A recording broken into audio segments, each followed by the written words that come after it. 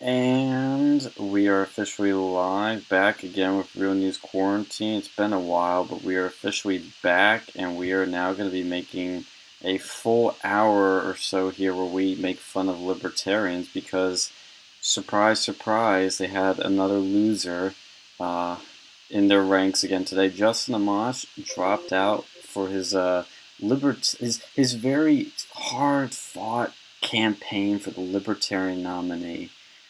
He didn't get the nomination, so Vermin Supreme is officially now the front runner, and he has a boot on his head. So, yeah. Yeah.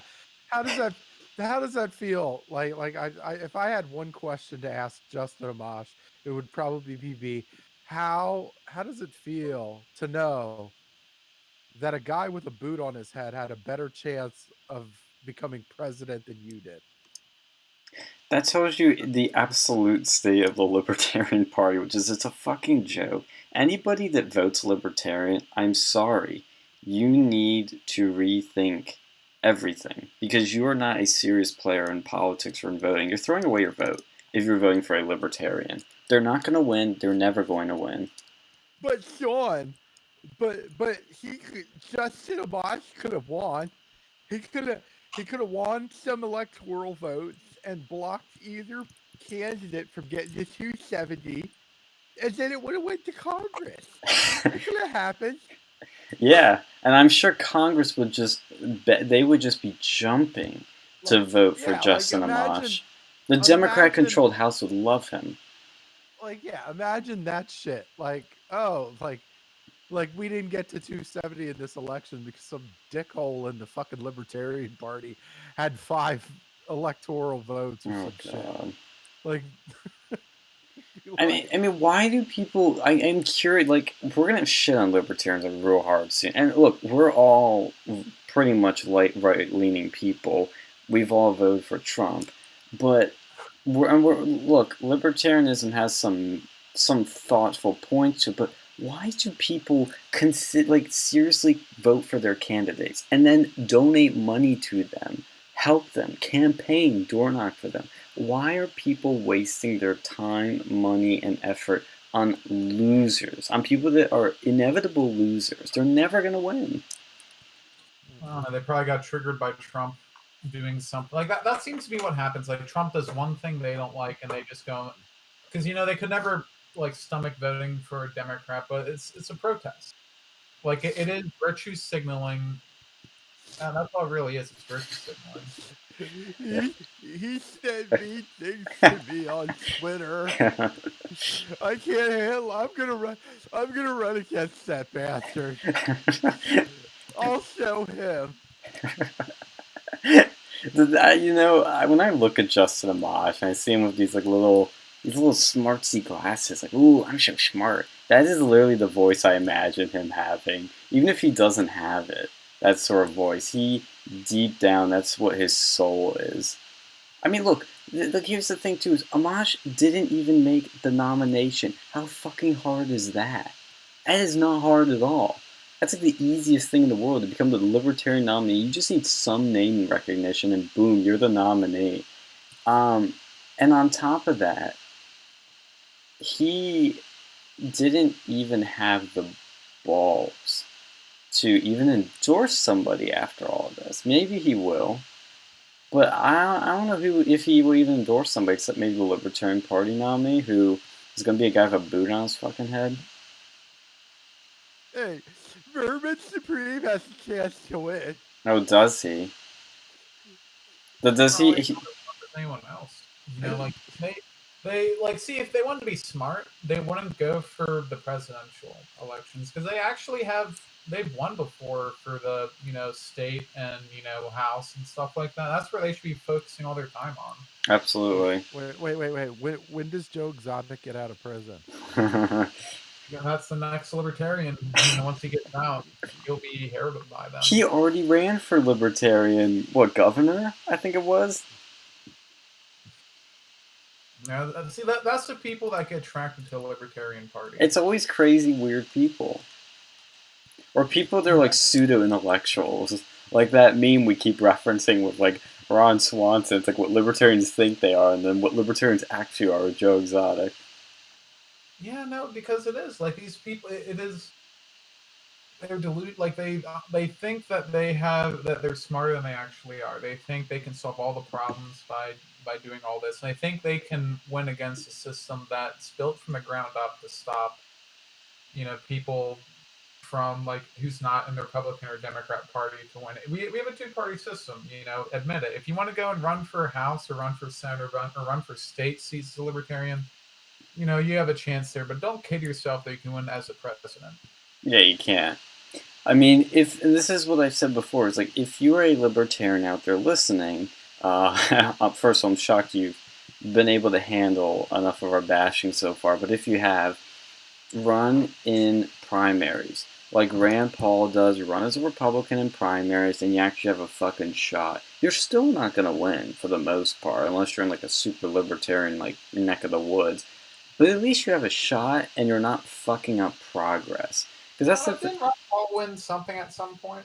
Well, I'm not president, but he won something, and Rand Paul won something. Well, he is a senator from Kentucky, yes, and that's what I'm saying is like there are ways to do it, and again, like I just again never run third party unless your area is just some weird area where a third party has a chance, but it's just not like, for example, Bernie Sanders. I think he was an independent when he was. No, he's a Democrat. I think he's still registered as independent. I think he caucused with, or he primaried with them, but he's still independent, I think. That's interesting. But, there's a case where a third kind of party can work. But it's you still, here's the main problem these third party people just don't fucking get. You don't have the money. You don't have the power. You don't have the artillery and the tanks and all this shit that the two-party system has. You are like the guerrilla, like, you're not even guerrilla warfare, so at least guerrilla warfare is like effective. Like, you guys are like the fucking Boy Scouts here going up against the fucking US Army, like, oh, we're gonna win, guys, aren't we? Oh, we're just so correct, and we're always right about everything. We have a constitution here. We're just gonna win, guys, because we're right about everything, and we have these simple, obvious solutions that nobody's considered. So in 2016, they have an actual national convention. Oh god, that thing was whack. Wasn't there like a dude naked on stage? It wouldn't surprise me. Like, that would be the microcosm of the fucking Libertarian Party. Anyway, yeah, no. So I'm like Googling this shit, right? And yeah, it was in Orlando, Florida. There you go. Oh, it would be in Florida. It would be Florida. The Rosen Center Hotel Resort. What? Fucking Disney World was booked. You might fucking book that shit because it's just as a joke as a Disney cartoon. Holy fuck! Could you imagine like a bunch of libertarians, like, they have their convention and they get like a day at Disney World or something? Jesus Christ, if they overran Disney World, I'd be scared. I wouldn't take my kids. They're fucking joking, man. Like, it's probably like the furry connection that goes and takes those like off-brand hotels. It's probably similar sort of circumstances, both delusional. Yeah. But like, here's the thing, a lot of these people too who are like voting for these people, they're not like, they went to college, like a lot of these people did. Some of them even majored in political science or related majors. So like, where's the disconnect? Like, why do they think these things work? I don't get it. I think okay, here's the thing I was thinking about today, because this Justin Amash thing, like, when I first saw the news, I just laughed, and I think basically Phil and I were the same way. We were just laughing with joy the whole day. All fucking day. I can't even believe like the amount of material, and the tweets were fucking unforgiving too. It was glorious. Yeah, I'm gonna pull up Twitter in a second on here and put on a big screen, but the amount of like the meltdown from the Libertarian crew was just hilarious. Because I have 3 people, at least 4 actually, I know 4 people that I know that are Libertarian people that were showing, one admitted they were going to vote for Justin Amash, another didn't go to that extent, but I think donated to him. And then another one was supportive of him. And these people, I don't know, actually, shit, there's 5 I fucking know. God damn it, there's so many of these people. I still have another one. And all of these people except one is still in college. One is, I think, never went to college or did for a bit or something. But the ones that went to college, I don't know how you're voting for this guy or even considering it. Like, have you grown up yet? I'm sorry, I'm not trying to be mean, but it feels like a childhood fantasy, like fucking Santa Claus, or like you think you're gonna be like Superman, save the world. Libertarianism, like you say, Phil, is a fantasy, and it's like grow up and get a grip and get into the real world. You know what? Fucking Joe Walsh. Oh, fuck that guy. Yeah, he's like, thank you, Justin Amash. Now work with all of us to make sure that We Donald Trump defeat is him. defeated. Yeah, what the? He's unfit. You know that because you rightly voted to impeach him. Now let's defeat him. Thank you, my friend. Like, dude, fucking Joe Walsh. What makes him think that he's even gonna like sniff anything beyond failure at the fucking convention? Like, if he doesn't drop out before then. He's a joke too. Like the fucking college Republicans brought him to Penn State. Oh, they would. And like he was bragging about how he like brought a gun on campus. Like, He brought a gun on campus. He was like bragging about that. I was like, dude, no one gives a shit. Hey guys, I broke the law. Aren't you proud of me? Aren't I cool? I'm Joe Walsh. All these little stuff apply. Like, I mean, I really don't fucking care if he did. Like, I really don't care. But it's like, you know, you think he's like some sort of badass. You know, it's not that hard. Like, there's no metal detectors here. Oh god, I'm looking at his Twitter, which is hilarious. Okay, so he's got this like black and white photo of him as his banner. Like, ooh, I'm so serious. I'm black and white. Yeah. He has in his bio. Okay, his fucking handle is Walsh Freedom, very original. And then his bio is former Republican candidate for president. You mean you lost? Former congressman. You mean you probably got voted out, or you knew you were gonna lose.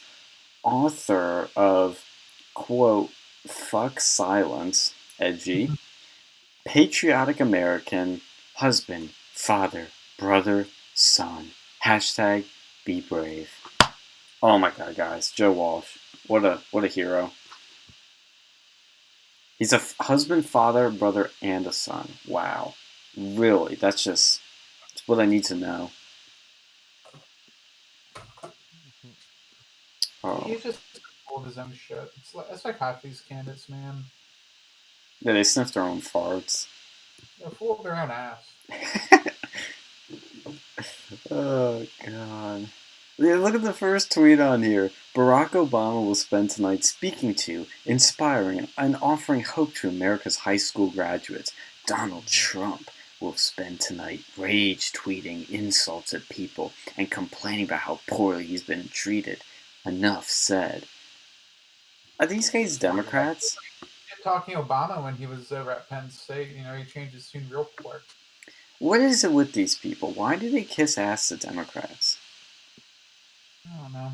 Because they're fucking spoiler candidates. You know, they'll like leash off the Republican Party, so you know they want to kiss ass for the Democrats to pretend to be moderate. Like these people have the craziest ideas out of anyone. Like look at some of these like libertarian candidates. You know, I posted some in the one chat. Like the one guy whip it out.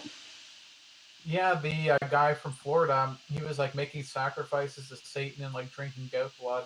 And the other guy was like from Virginia, he was like a radical incel who was a white supremacist and pedophile.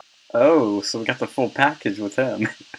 Yeah, you know, like these are what you see running for libertarian. It's not normal people. These are people who are deluded. They're a bunch of like young men who go and like they have all these stupid ideas. You know, you get like fucking Joe Exotic out there. You get like this Sol Invictus dude who's like, and you know, obviously he was from Florida. You know, Did you see who the article was written by? Who wrote that? It says, and I'm not making this up, it says, "Bye, Florida man." GQ embraced the meme for sure. I love it. And, he's less like the Florida, and he wants to make a second Civil War or something. What? He got kicked out of some like cult temple. Wait, he got kicked out of a cult? That's hard to do. Like, how crazy is this fucker? I don't know. Oh god. Yeah, but Mike Cernovich wrote, Justin Amash and Joe Walsh believe the stuff conservatives write in WAPO and on cable news about how Trump is vulnerable to a respectability cuck. They announce a run, raise $0, and get laughed at by voters. Yes. Like, well, no, Mr. Cernovich, okay, with all due respect, Justin Amash raised at least $50.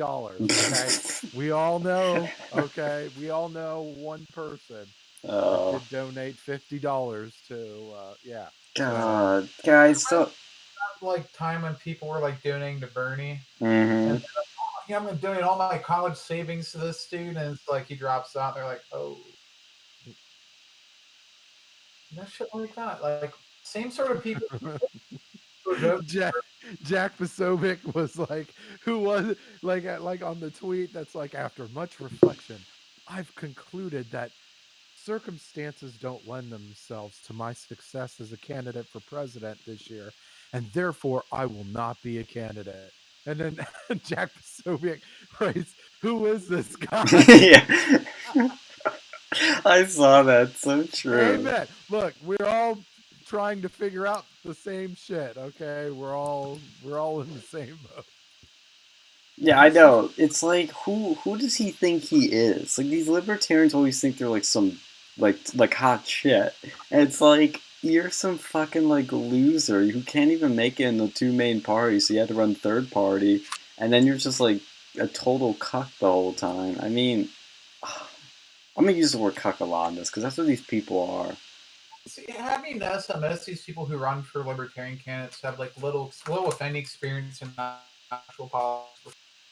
Because if they actually had experience in politics, they would know it takes like something to actually run a fucking campaign. You need to have ground game, you need to have supporters, and you're not going to get that from the Libertarian Party. Like the Republican Party, they have a huge ground game. They have all these databases, they have strategy. The Libertarian Party have like probably a bunch of high school kids who like smoke weed and like fuck goats. That's their fucking ground game. Like who they appeal to. Like, you might be able to get some like college Republicans to vote for him, sure, but there's only like that's a tiny percentage of the electorate because they're not Democrat enough to get the Democrats, and like old people, they're not going to give a fuck about the Libertarian Party, and that's a good portion of the base. Like they don't understand ground game, they don't understand politics because most of them haven't ever actually been there, and the ones that had, they're deluded if they think they can win anything other than like some random like local or state elections. They're never gonna become national until they get a good portion of like state seats, and they're not going to do that because they keep wanting to go for nationals. It's a self-defeating prophecy. Like theoretically, they could in like 20 years if they actually got enough people to the state to show that like and actually built up a ground game. But they don't. They don't care about that. They just want to take the limelight. Well, here's the thing I bring up a lot too, and I don't bring it up. I'm going to bring it up a lot, is what I meant to say. Is how many people are registered libertarian in this country? Like, very few. There's like nobody registered libertarian. But I know somebody that once made the awful mistake of doing so. T, can you give? I see how it is. Yeah, well, you know it. Hey, you took a while, but you did see the light, and you've. Okay, well, to my defense, I just thought libertarians were like cool Republicans. It's not the yeehaw ones who's Bible thumping, going to fucking goat worshiping like and like dude, whoever sold you that fucking used car needs a beat down. Was that No, Cutco like salesman? no. Where I'm from, like Delaware County, like the Republicans, like in my school were just terrible people. I will admit. Wait till you Like meet they're the libertarians. A Republican in Delco? Yeah, he's probably a terrible person. majority of them were like they're pretty like Bible thumping, like pretty like ignorant people, and like a lot of them were like in like the low classes, like obviously and uneducated. So like when the left wing kids would like come and like debate with them, like the clear winner would be obviously the left wingers. That's just where I'm from, and like from there, I just had like a bad assumption, like oh, Republicans were Bible thumping, ignorant people, and then I was reached out by Yal, and Yal's like, oh, we're so cool, Yeah. less government. So You're like the Mm, only. Were you the only chick at YalCon? there's like two more girls. Okay. fuck. Oh shit. Wow. Not Pump the the only. brakes, man. Represent. Boy, I'm sorry. I made a terrible mistake. Yeah, how You dare gotta you? forgive me. I thought you were the only female there, but there was actually two. Okay. No. Don't worry, it's gotten better. Now there's like four more. So Oh. Shoot, they're they're getting there. multiplying. And how many people go Holy to these God. YowCons? Like thousands, hundreds? Depends. Like about no more than 1,000. Oh, Maybe fuck. yeah. Like you would say like maybe like 800, 900. No, not even 900. Like actually, maybe like 500. We'll be It's so generous. We're gonna say 1,000. I'm gonna do the math on how many the female population at YowCon would be. Oh no! The female population's like maybe 5%, 4% of the because Well, like if there everywhere I are looked only around. 4 there, we're talking 0.4%. Now, how many of those females are repeat customers for this? Because I imagine a lot of them probably go to it once and then select out. Actually, many of them were like pushed to like become a Yao, like the higher ups in Yaos, because I think they knew like girls that are just like simply members they're gonna leave immediately. So they pushed a lot of the girls to be like state chairs and to be like more of the serious positions. So there you go. That's how they prevent like girls from leaving. But most of the time, Wait. So there's an issue with Wexit, we'll call it Wham and Exit of fucking Yow. Like, why is this a problem? everywhere you look, just like I looked around me and like I could not find like one girl like in those like break rooms like in the conference when we've like got like would be separated into like different like sections of the conference to I don't know, one place would talk about taxes, one takes I don't know. So Exciting. most of the time around me it'll just be like a bunch of dudes. Like you have to like really look hard enough to like find like maybe like one or two other girls. Did they That's ever probably make you why. feel uncomfortable? Welcome to the sausage party. I mean, YowCon. It is a sausage fest. Like the amount I would just like. Wait, sit how down is it and, with there are no girls? I don't know. I think girls are creeped out by like a lot of the guys there actually because they're okay. These guys are called creepertarians. Like they're really like the guys going around like harassing women. Yeah, they have their own name for it. So I think they've been like driving away some of the female population in Yale, and I've experienced like a good number of them. So it would make sense. Yeah, and second of all, they're kind of boring. Like when you get deeper into like libertarian politics, like it's boring as shit. Sounds like we might have uncovered a libertarian discussion under pipeline.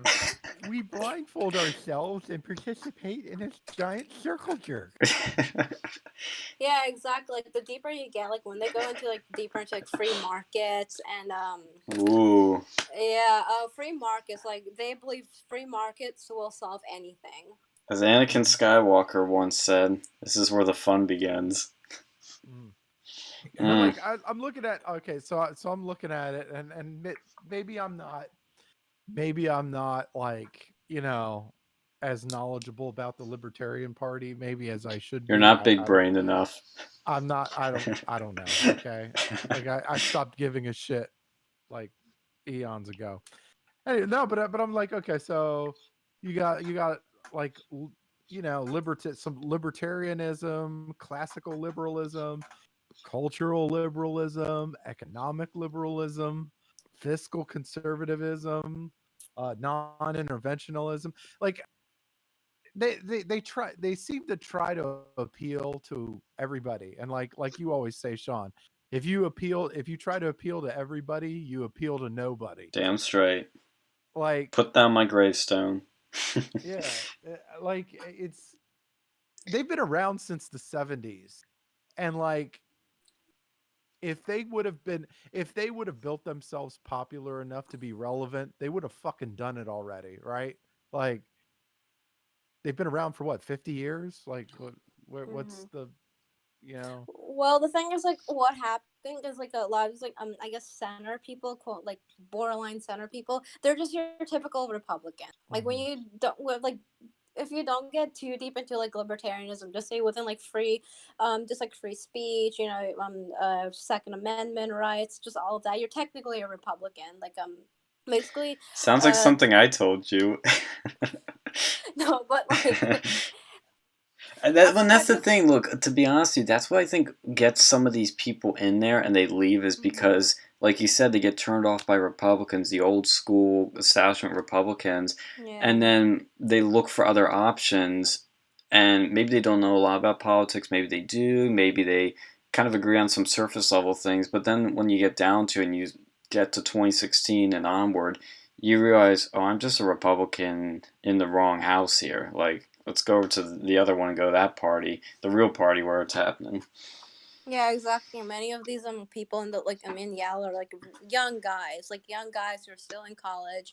I haven't seen anyone like over 50 there because obviously when you That's reach a like a good certain thing. age, yeah, like have a family or maybe not go into like a job, realize like, oh shit, hey, maybe these taxes do play a role in society. Hey, maybe we shouldn't get rid of like literally all of welfare. Hey, it's better to say maybe in the center because life is nuanced. Yeah. It's almost like you grow up and you mature. Yeah, like, exactly. Oh wow!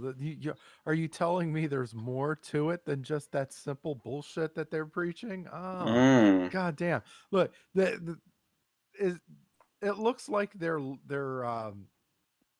logo or whatever is a fucking porcupine. It is, which is like, oh my god, yeah, terrible optics. Well, I mean, it makes sense though because they're ugly and full of pricks. Oh yeah. Unless you're a girl, then maybe they're not full of pricks. They're still ugly. Yeah, then you get like the fucking Caitlyn Bennett types out there. Yeah, you get gun thought. Oh yeah.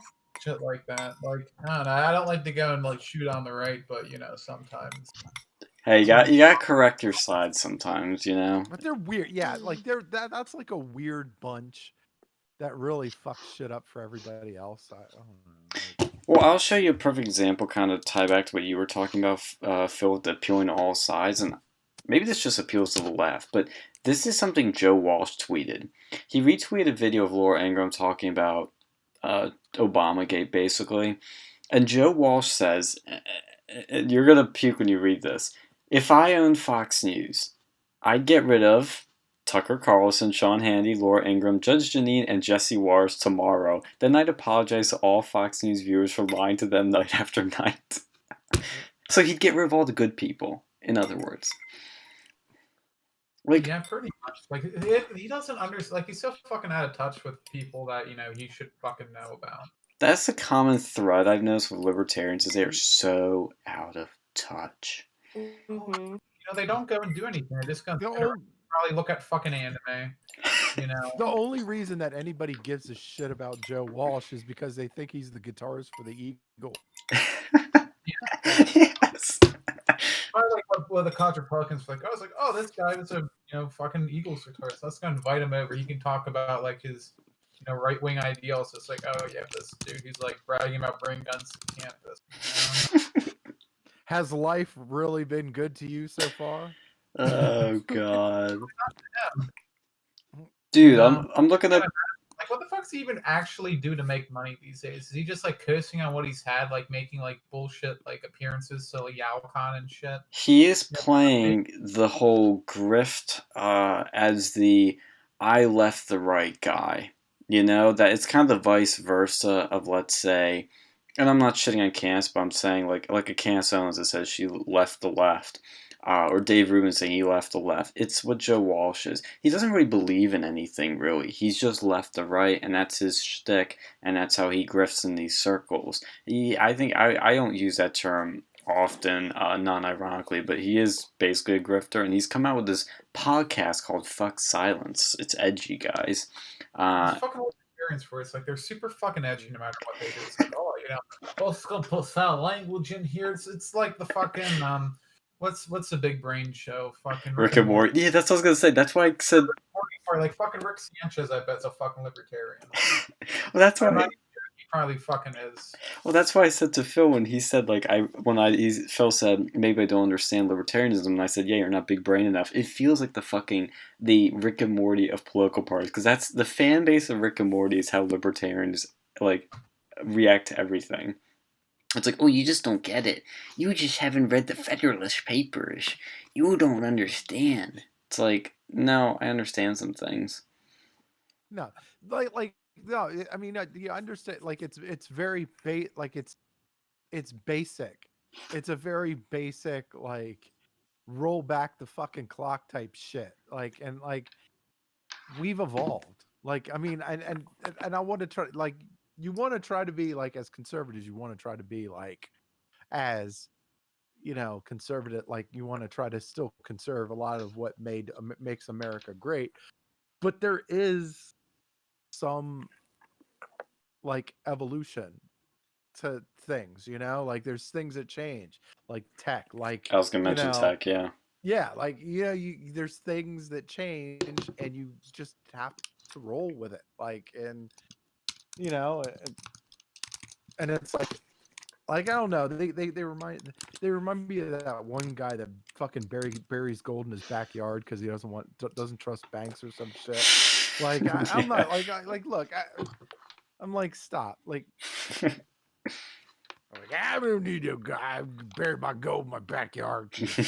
Fuck the Federal Reserve. Like, no, what are you talking about? Like, no, like you need banks to pretty much do everything. Like, you can't do shit without one. Oh yeah, speaking of like Federal Reserves, like I remember with like the big thing with they would always chant is like get rid of like the Federal Reserve. Like they would have something like totally against Federal Reserves for some reason. Like it's just like no, every fucking country has a Federal Reserve. Like, for a reason. They hated it. They were like abolish Federal Reserve. Wasn't there like slogan the abolish the Fed or something? Yeah, abolish the Fed. Yep. Like okay, and Ron, like I was listening to a Ron Paul interview, like as much as I could, and he was like, "Well, we should just declare bankruptcy." Like, you think it's that fucking simple? You think it's that simple to just fucking declare bankruptcy to the rest of the world? Like, you owe them billions of dollars. You think they're just gonna be like, "Oh, well, I guess you're bankrupt now." Like, no, like. You're gonna piss off the whole fucking world, and there's gonna be negative effects. In addition, we haven't stopped spending money. Like, even if we decided to just say fuck you to every country, like as far as the national debt goes, we're still spending way more than we're fucking than we're pulling in from a revenue standpoint. Like, we don't even know. Like, you need to do some shit, okay? You need to do some shit, and yes, it's gonna go against the fucking Libertarian Party or whoever the fuck they are, and like I don't know. I don't think these people really take the time to understand the nuances of everything that goes on in the world. Because they always act like every solution's so obvious and simple. Yeah. It's like, oh, why do we have all these bases everywhere? Let's just get rid of them. Oh, why are we in all these, donating money to all these countries? Let's just pull it all back. I'm like, I want to, but how are we going to get there? It's difficult. Yeah. I'm even seeing Andrew Yang saying, Justin Amash is a smart man. I appreciate this decision a great deal. Wow. These are the people these people appeal to. They appeal to fucking the enemies, really. They appeal to CNN. They appeal to Joe Walsh. What was that? It probably appealed like Richard Spencer too. I mean, you see a lot of these guys, like the two I put up, they were also white. Why is it a gateway to white supremacy? What? No, this is a hot take, but hear me on this one. Why is No, libertarianism sometimes a sort of like a pipeline or a gateway drug to like crazy shit like white supremacy? I'm not sure if that's like a true because We know somebody. libertarian to alt-right pipeline, like it's been documented. Do you have the documents, as Alex Jones would say? Well, T is technically a POC, so that's not A completely POC. accurate. I don't know. yeah. She so could far, be like, a looking brown white supremacist. according to some people's logic here. Someone called Candace like Owens a Nazi or something the other like many like years or some years ago. I don't know, or a few months ago. She looks like one to me. I believe it. Yeah. So I guess like being a white supremacist doesn't, you can be labeled no matter who you are, color of your skin. Mm-hmm. Yeah. But how is it like a tied or not a tie, but like how is it like easy to like enter white supremacy? Because a lot of white supremacists, majority of them, if not all, hates libertarianism. It's probably the one thing we might agree with them on. And I don't want to say I agree with them on anything, because we obviously don't, but, the thing is, like, yeah, they do have a hatred of it, and I think it's because, I think one thing those people don't like, or okay, actually, let me frame it this way, Bear. The fucking cliff notes. Oh shit, you do have the documents. Well, yeah, the fucking cliff notes of it is you have people who believe in fucking fairy tale ideas of no practical use in the real world. It takes them from one step and then they go the other. It's like, oh, like, kind of picture this. They want to go and have everything where it's, everyone can be trusted and they only believe that certain people can do it. They'll go, it starts out with that, like, oh, let's go and give everyone rights. And, they start getting the real world, like, hey, people are bad. All right, well, let's go and take a look at which people are bad. Oh, based on crime statistics, okay, I see this over here. So maybe we should go and allow certain people to be more free than others. And that's how you get that libertarian to alt-right pipeline. I love how this article, the second paragraph, I mean, it's technically the first because it's right after the lead, or whatever, excuse for lead. The first thing they mention is, Milo Yiannopoulos has built himself as libertarian. Well, like, no, that's bullshit. And I'm not saying it happens to everyone, but I know a bunch of people who were libertarians who have now moved on to more, alt-right section. I mean, it does happen. Well, and there's also people that become more authoritarian, like even myself. I had some libertarian tendencies that I grew out of, and because I realized in order to preserve certain things that make America great, you need a little bit of control. A little bit, not a lot, and that's where libertarians will then jump on me and go, "Oh, you're an authoritarian. This is a communism. This is a dictatorship. Statist. Yeah, you statist." It's like, whoa, like there's a balance. It's like the yin yang. It's balance, okay? And that's the thing. Is like I mean, like once certain things are achieved, like immigration's a good example. Once we tighten the borders, well, maybe we can be a bit looser on some things, a little bit, but you still need some overall control. And these libertarians are really goofy when it comes to immigration. They think open borders is a true libertarian way, and some say otherwise. But, I think you're onto something with this article, though, because I think it is people that that are weird to begin with and have these weird beliefs and impractical beliefs, and it's sort of a similar thing. And I think it's also people that are very malleable. They're very easy. Like to go from that extreme to another says you're a very malleable person. Well, I think sort of the bigger thing is libertarianism isn't really an end step. It's not something that people usually fester on for a long period of time. Yeah. Usually a stepping stone to somewhere else.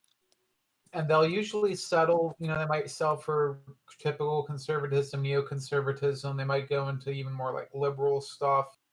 Some of them go into alt-right, but it's not really a destination. It's sort of a means to get somewhere else. Very few people, and that's why I see very few like older people in there, or then like, Ron Paul and stuff, really stay libertarian all their life. It's not It's like a bus, you know, and it depends which stop you want to get off on. Do you want to get off on the alt-right stop? Do you want to get off on the nationalist stop, the populist stop, the conservative stop? Where do you want to stop? And some of them just stay on the bus and they stay homeless and they stay in their goofy little world and don't move on and see new things and evolve. Yes. Yeah. Like, because there is a difference between a libertarian and an ANCAP. Oh, I know. They remind me of it. Like, it's the gateway drug to ANCAPistan. You know, like it's like a disease. You know, you might have, you know, like COVID-19 that turns into like coronavirus and it turns into like COVID-2 or whatever the fuck it was, or COPO, whatever the SARS.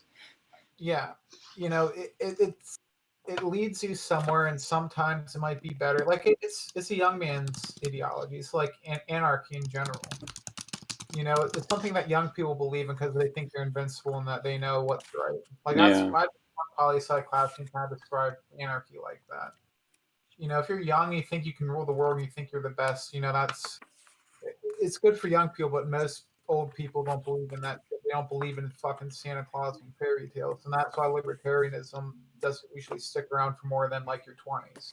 Now, how come there are people? This is, I guess, where we kind of dive deeper into it and have to do some guesswork. But there are people we know that are out of college, well out of college, that still believe in this shit and may have even dug their feet in deeper into this shit. Why don't they change? Give it a few years. You know, they haven't been hit hard by the real world yet. Most of them don't have real jobs yet. You know, like they haven't like, I mean, if you're right out of college, like I'm talking, you know, usually people get off by their 30s. You know, that's what I've seen. You'll see people do it when they're younger, and then, you know, it's like fucking pot or something, or like, you know, light drugs, like smoking, shit like that. It's fun to do when you're a kid, like party and shit, but you can't do that all your fucking life. It's like vaping. Oof. We have a vapist in the room. I don't know about like just shut up and smoke like an adult. No, I like how they celebrate Justin Amash as being the first member of the Libertarian Party to serve in either House or Congress. For like 5 days. Like, yeah, he was elected as a Republican and then flipped while he was in Congress. That's cheating.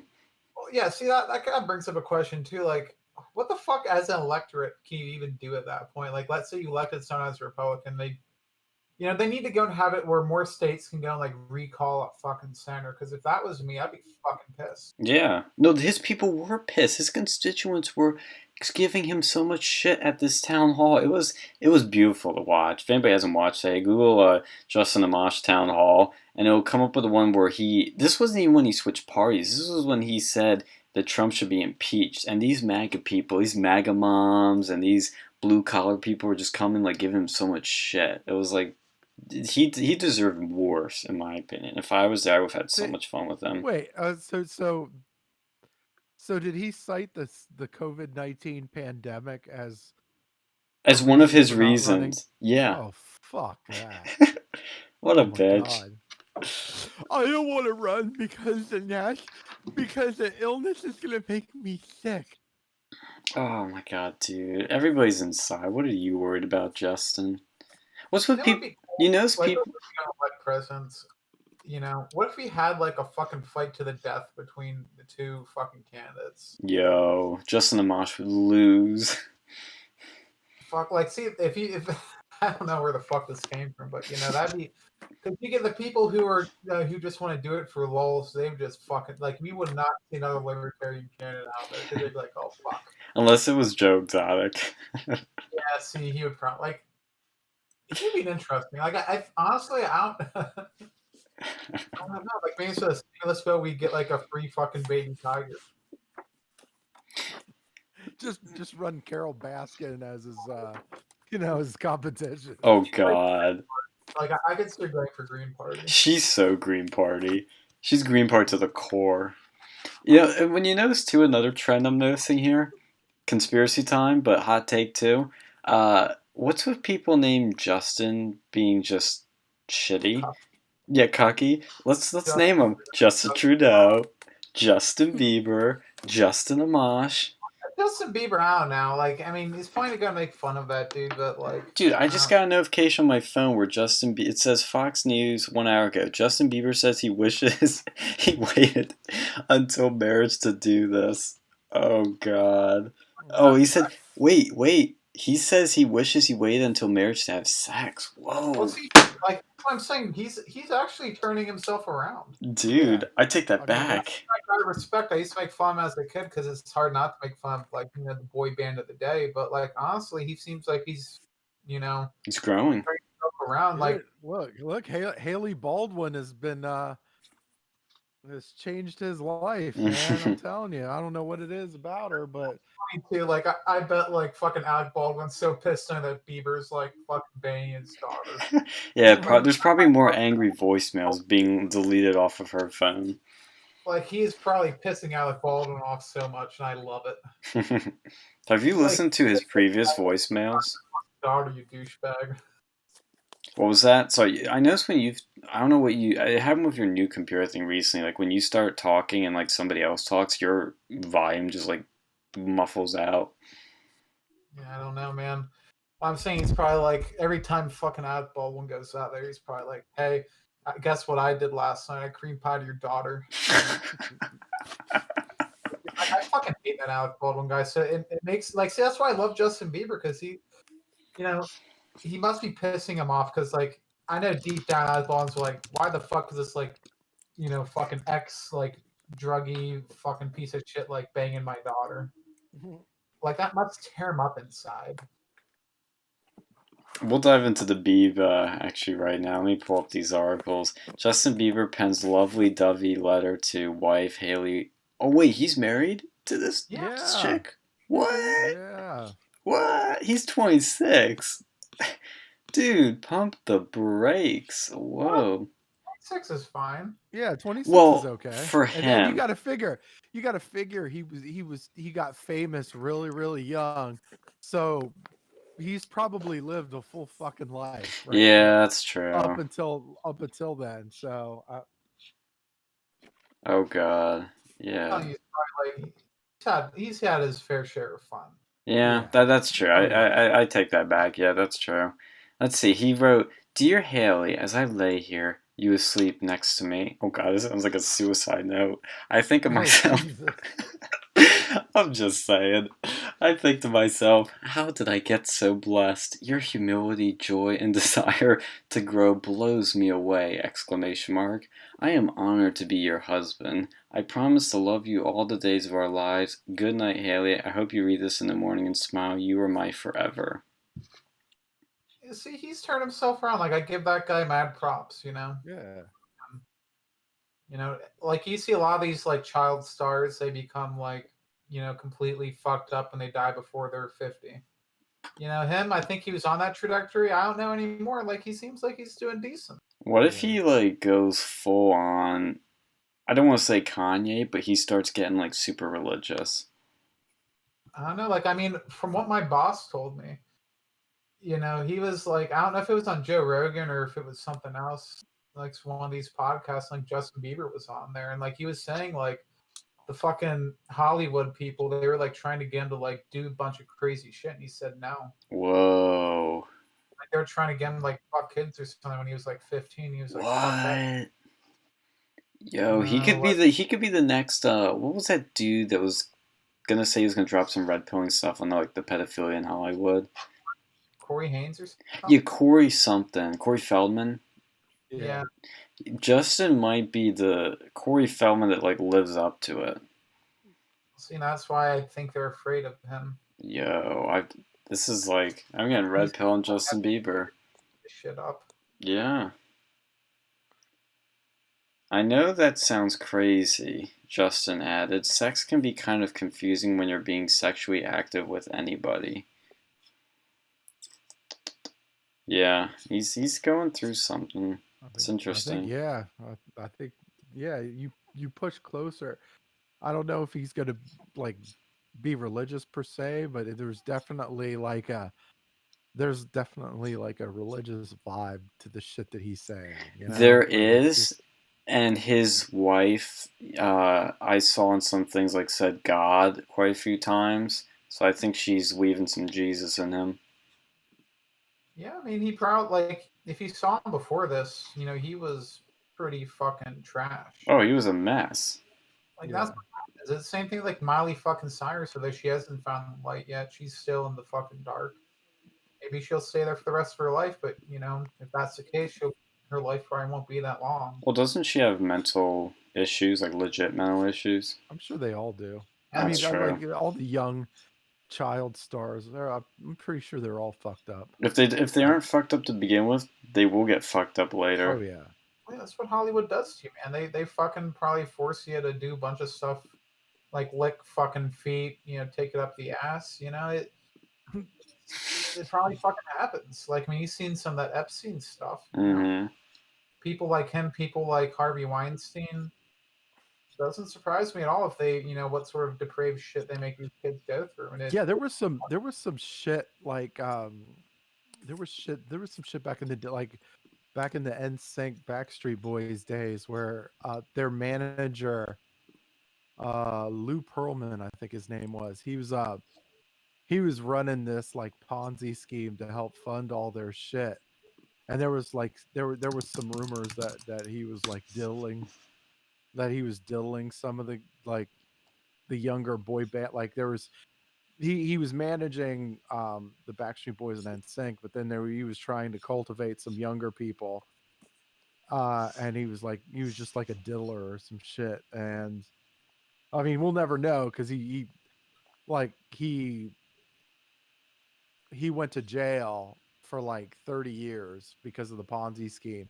He ended up dying in jail, so he's like dead now. So we'll probably never know exactly, but there's a lot of fucked up shit that goes on like behind the scenes of that type shit. I think they should fucking ban child stars, honestly, because like every single one, for the most part, has something fucked up going on in their Yeah. life.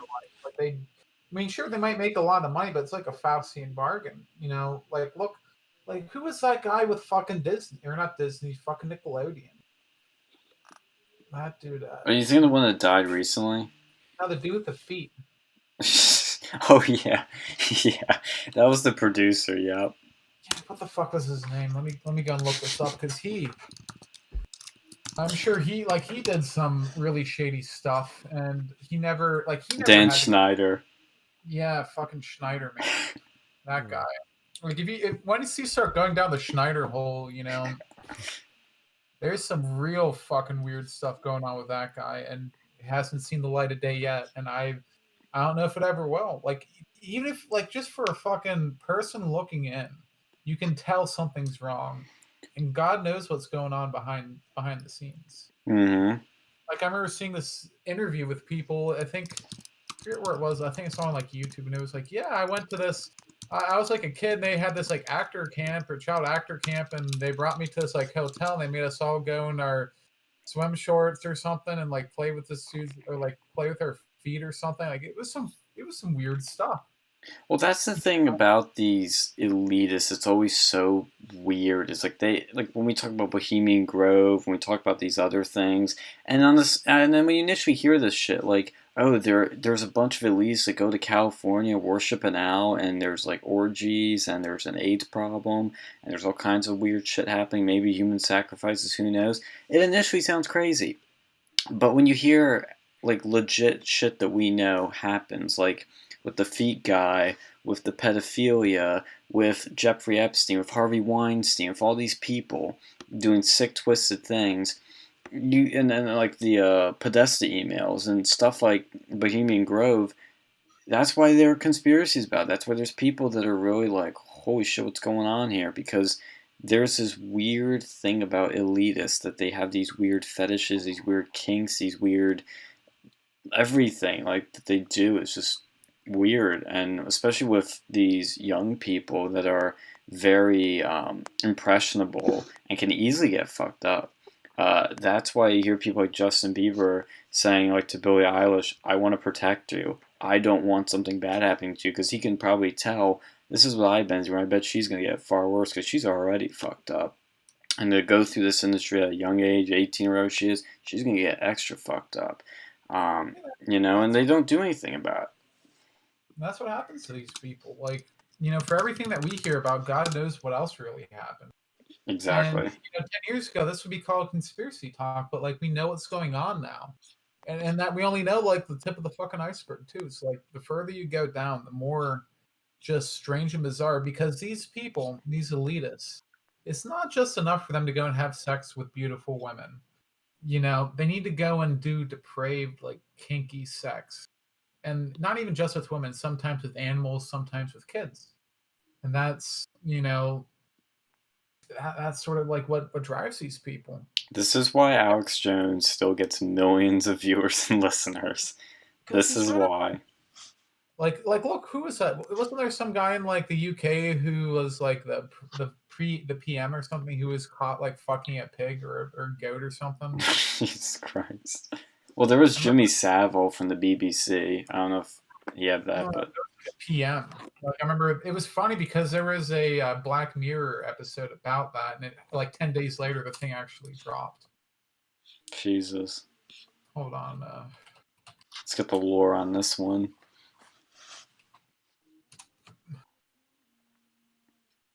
David Cameron, apparently. Wait, it was Cameron? Took part. Yeah, that's why I'm Piggate. Wait, was that when he was like in his frat days or something? Yeah. Yeah, what's with frats? See, frats do this shit too. Piggate. God. Yeah, like apparently he was like fucking a dead pig or something, and then I don't know if it was him. It was someone who they got found out in a fraternity, and one of their other initiation rituals, they took like £100 note and they lit it on fire in front of a bunch of homeless people. What the fuck? Like, see, what happened to fucking just doing your elephant walks and calling it a day? As sick as that shit is, at least it isn't like fucking an animal or like fucking with homeless people. Yeah, it mentions the Black Mirror thing here too. Holy shit. Wow. Like, watch that show. That's a good one. Yeah, I've always had that on my list because I wanted to watch it because I like the Twilight Zone a lot, and people are like, yeah, it's basically like a modern day Twilight Zone. It says, I'm trying to read more into this. So he was, it was an anecdote reported by these two people in a biography. Call me Dave. Says, yeah, he was inserting a private part of his anatomy, I think we all know what that is, into the mouth of a dead pig as part of an initiation ceremony of the Piers Gaveston Society. These fucking societies. It's probably a secret society. A dining club at the University of Oxford, founded by King Edward II. God. While some have described it as an extreme club that hosts secret events which include drug use and promiscuous sex, well, I think we've confirmed that now. Others have said that the Society's events, at least in the 90s, were not as debauched or scandalous as the media portrayed. I'm going to press X on that. Mm-hmm. Membership is limited to 10 undergraduates. Whoa. Damn, that is tight. See, I wonder how much of that shit the secret societies at Penn State do. Mm-hmm. That's why you wonder about these things, and I bet one day we might hear some weird shit, and it won't surprise any of us. You heard it here first, folks. Yeah, no, like, there's just so much weird shit that goes on. Most people know none the fucking better. But, what else is going on around the fucking town? Well, we did talk about libertarians, and we conveniently and appropriately segued into weird shit and fucked up shit. Yeah. We tend to do that sometimes. Is there anything else you wanted to mention about Yao T before, if you have to go or anything? Not really, actually. Everything I said, I think I've already said in the past. Yeah, that's probably true. Yeah, I mean, there's so much you can really say about libertarianism. We said most of them. Yeah, we've beaten that dead horse, and yet still trying to like come back up. And It's dead. It's gone. So I mean, it's never gonna be like it's never gonna be. I feel like it's at the ceiling that it is right now, and there's nothing. It's not really gonna be any higher. I don't see. I mean, I do like. So I know we kind of disagree, Sean, on like I think a third party will eventually become president. never. I don't think. At Well, some, it damn sure won't be libertarian. That's damn sure. But I think there will be a lot of fractures within both the Republican and Democratic parties, and I think that'll like I we're gonna start seeing some major fractures, and it's gonna result in multiple parties. That's what I feel. I think we've been headed in that direction for a long time, but we've kind of I don't know. There's been a lot of things that have been holding it together. I don't know if I just I that's just what I feel. That's just what I feel. Yeah, I don't see it happening at all in the. It's definitely like in the next 20 years. I don't see it happening. I don't see it happening probably. do you think that the Republicans and Democrats were always there? What was that? They used to have the Whig Party. They used to have other parties over here. Like, Yes, but that was 100 years ago. Oh yeah, but it could happen again. No, I think it will. I think it will. There's a lot of fracture. There's a lot of fracturing, and there's a lot of like The last time a like third or different party won was 1850. we have a lot of factions that have grown within the parties. Like Yes, but the Trump like sort of new right is taking over the Republican Party. but you're talking about like, and there's going to be never Trumpers within the Republican Party too, and it's going to be Well, and I I think mean they're going to stay there because they don't want to give up what they have. I I don't know. I feel like he's very much. I think the way that Donald Trump just acts within draining the swamp, and like he's all about draining the swamp, and he's all about just going the direction that he's going to go in. It's going to rub people the wrong way, particularly people with a lot of deep pockets. I think they will probably steer people in another direction. No, that what these elitists probably see is Trump as a fluke, and they're right to some degree. We're never going to see a president like Trump probably until again way later in our lifetimes. I don't know. But and this is the big caveat here is, but I think we're going to see your traditional politicians,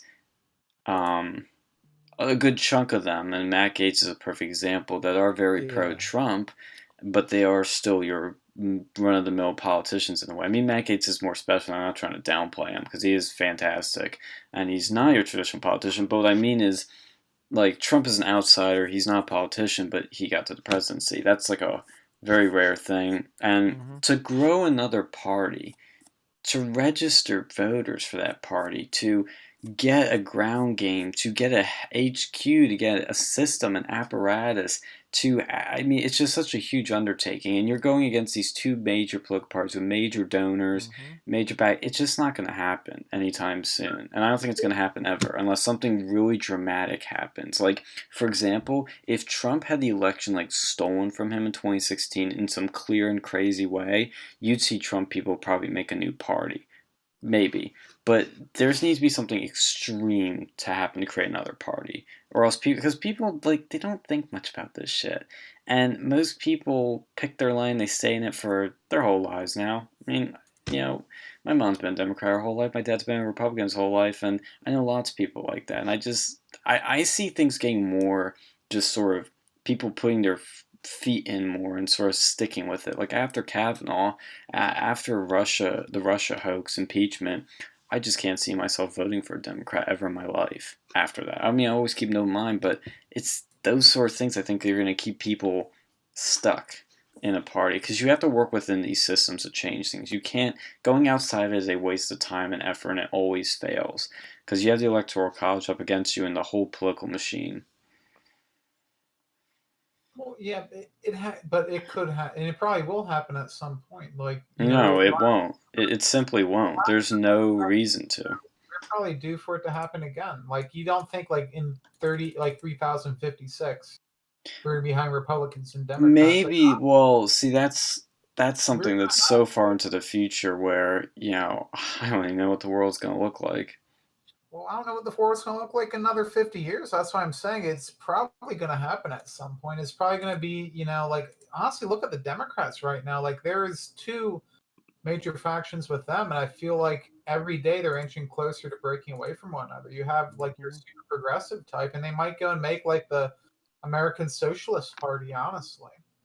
And that might maybe, but I think it's more likely that the Democrat Party just gets overtaken with socialists for a while, and then they get kicked out because people realize it's too crazy, and they go back to normal. I don't see any third party lasting. It's just... Well, no, like it'll be like what happened with the Republicans. Like, I think there used to be like the Whigs or Tories or something. I don't know what the fucking names of them were.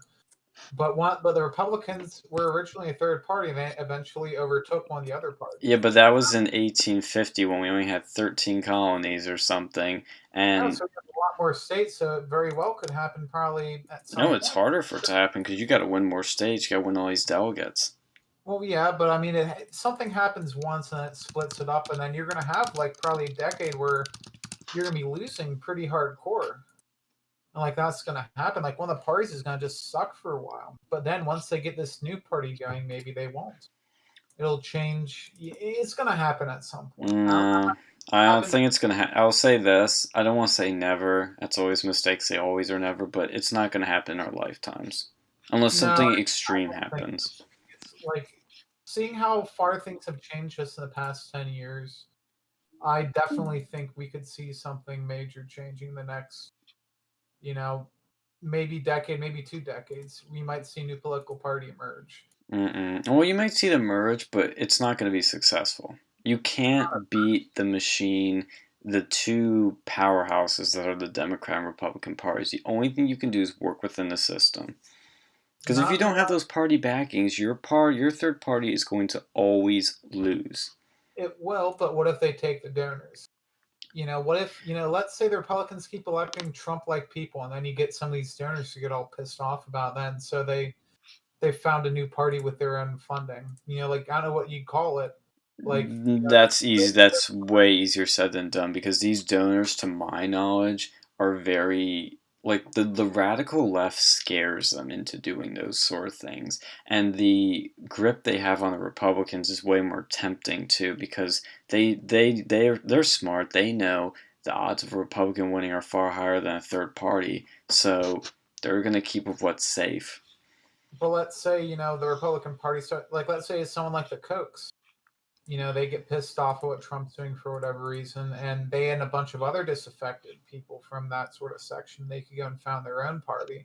And they'd have the money to do it, and they could go and pay, like, ex-members of the Republican Party to go and work as field operatives for them. I think it's easier for them simply to just buy off people in the Republican Party, like they always do.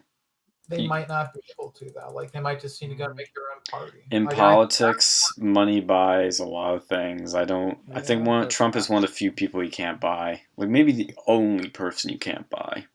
We'll see. I just it'll definitely be interesting. Like, I don't think that... I think the amount of tension that is going on is going to reach a culmination period. Eventually, it's going to reach its inflection point. And we'll see. I mean, I think that's a valid thing to bring up, because it does seem like we are so at each other's throats. And I think in the Republican Party that was what got Trump in. But even when Trump got in, it's like we're still at each other's throats, and what it's going to culminate to, I don't know. I don't think it's a third party, though, but I don't know what it's going to be. I think it could be a third party. I think what's going to happen sometime, though, is you're probably going to have another civil war at some point in the next 50 years, at least. I've heard that, but I mean, don't think so. look at how much people hate each other these days.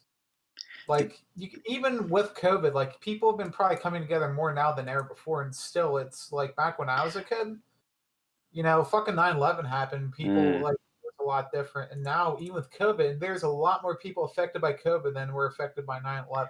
I was going to say, I think what's interesting, maybe it's something we dive into, I think 9/11 brought people together. I think COVID is bringing people further apart. I don't see any unity with COVID. Yeah, and that's sort of my point. Like, I feel like if COVID happened 10 years ago, like around the time of like 9/11 or 20 years ago at this point, we would have had a different result. People probably would have came together.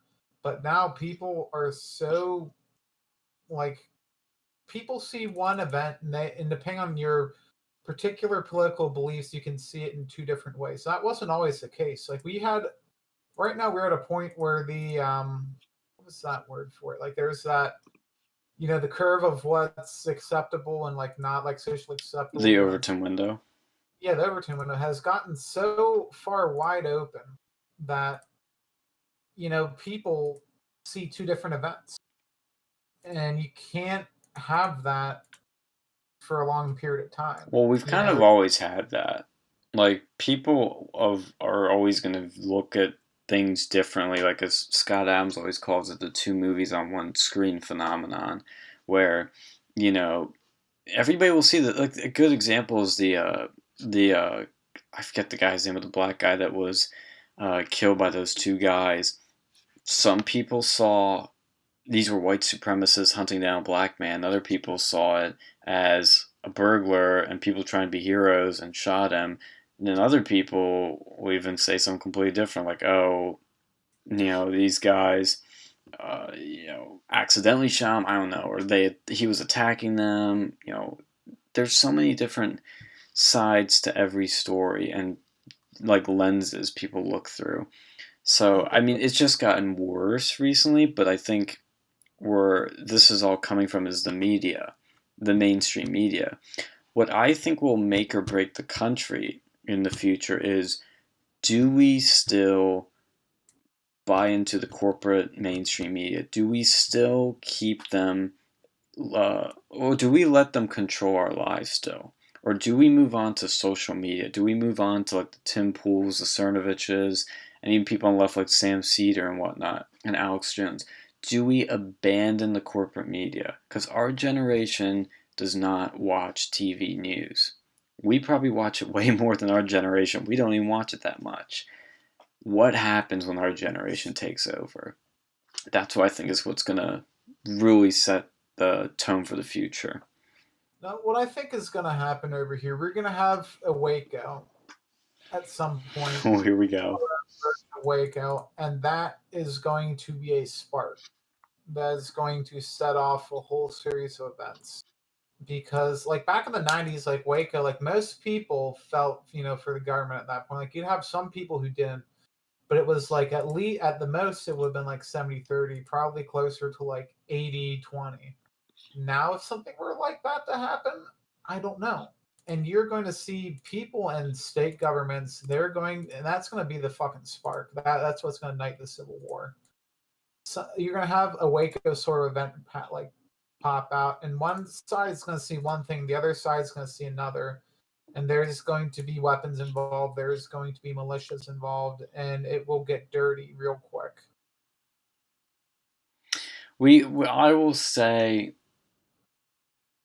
here's the thing. You would think something like, if there were to be a civil war, it would be from like a pandemic like the Wuhan virus. You would think this would cause it, because people are already going crazy, but everything's still under control. I don't think we're quite at that tipping point yet. And like, at least during this, like, people were given money. Like, if we did not have that level of aid given to people, I think it would have happened. If we didn't give people the, money packages. I don't know. I just don't see the Civil War thing happening.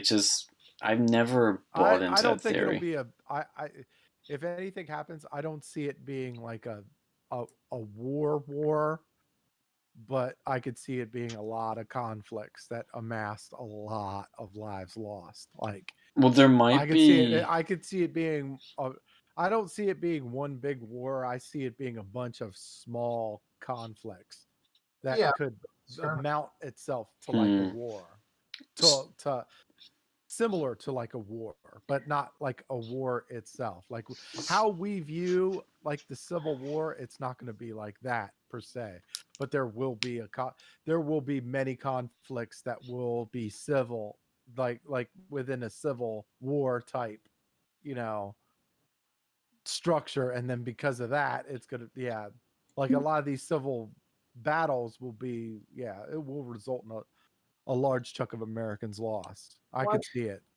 what's going to happen? I think it's going to be like it's going to be like the war in Iraq. It's not going to be where you have people in an army like fighting army to army. There's going to be asymmetric warfare involved, and that's how it's going to take place. It's going to be you probably find like bands of anti-government forces going around like probably places like Texas, West Virginia, like red states, maybe even like New York State, like going around there and like wrecking havoc.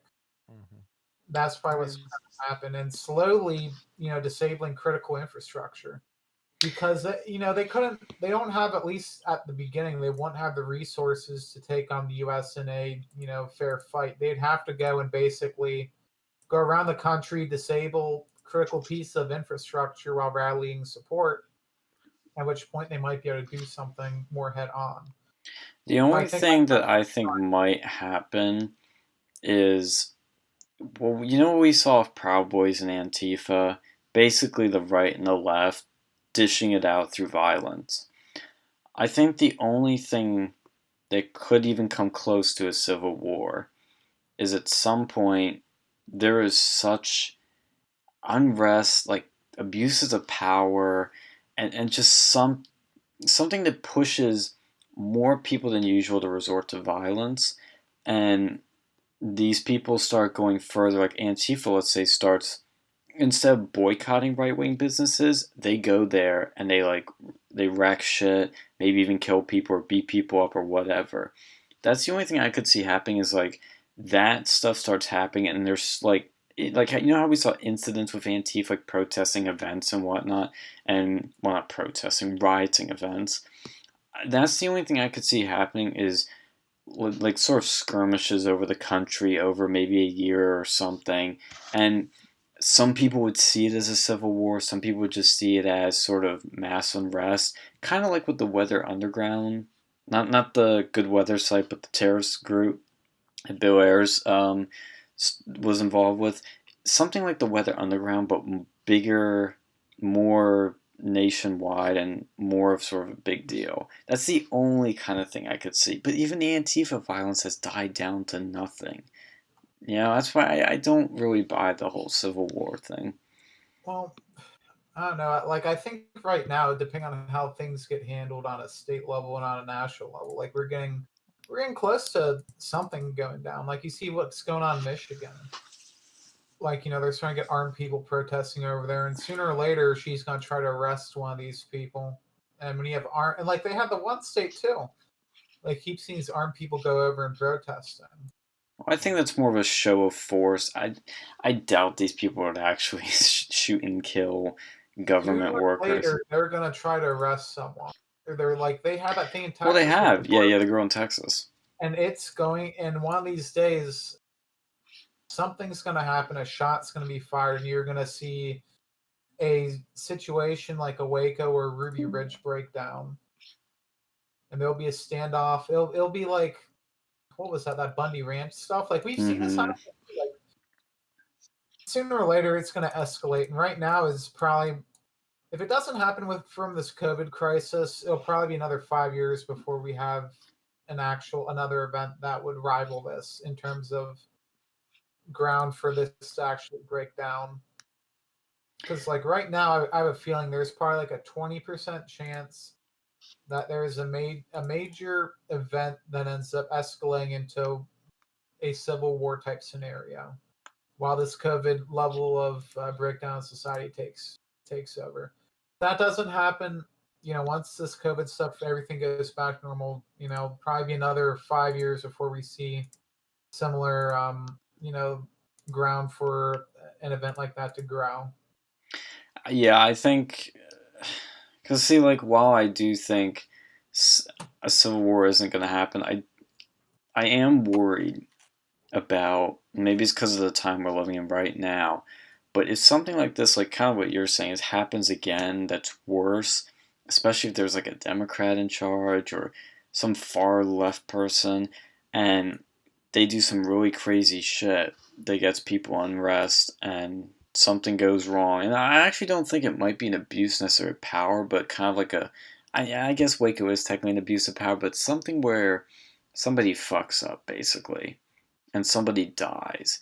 It's like in V for Vendetta, like near the end when they were speculating what could happen, like a child gets killed and people start blaming the government for it, and then they go after them. It's like something like that, something like the end of Joker, where people are rioting and because there is a growing hatred on the left, not just for the right, but for the rich, but for they're calling people Nazis like it's nothing.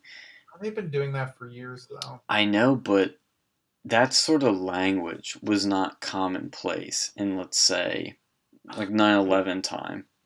It's happened. People have called people fascists and Nazis since World War II. But you now have organizations like the SPLC bankrupting people that are falsely called Nazis, that are dragging them through courts, and these people now have targets on their backs, and they're getting doxxed, and there are people getting sent to jail. Like, to me, people were called for, but I think the level we're seeing now, the frequency, is insane.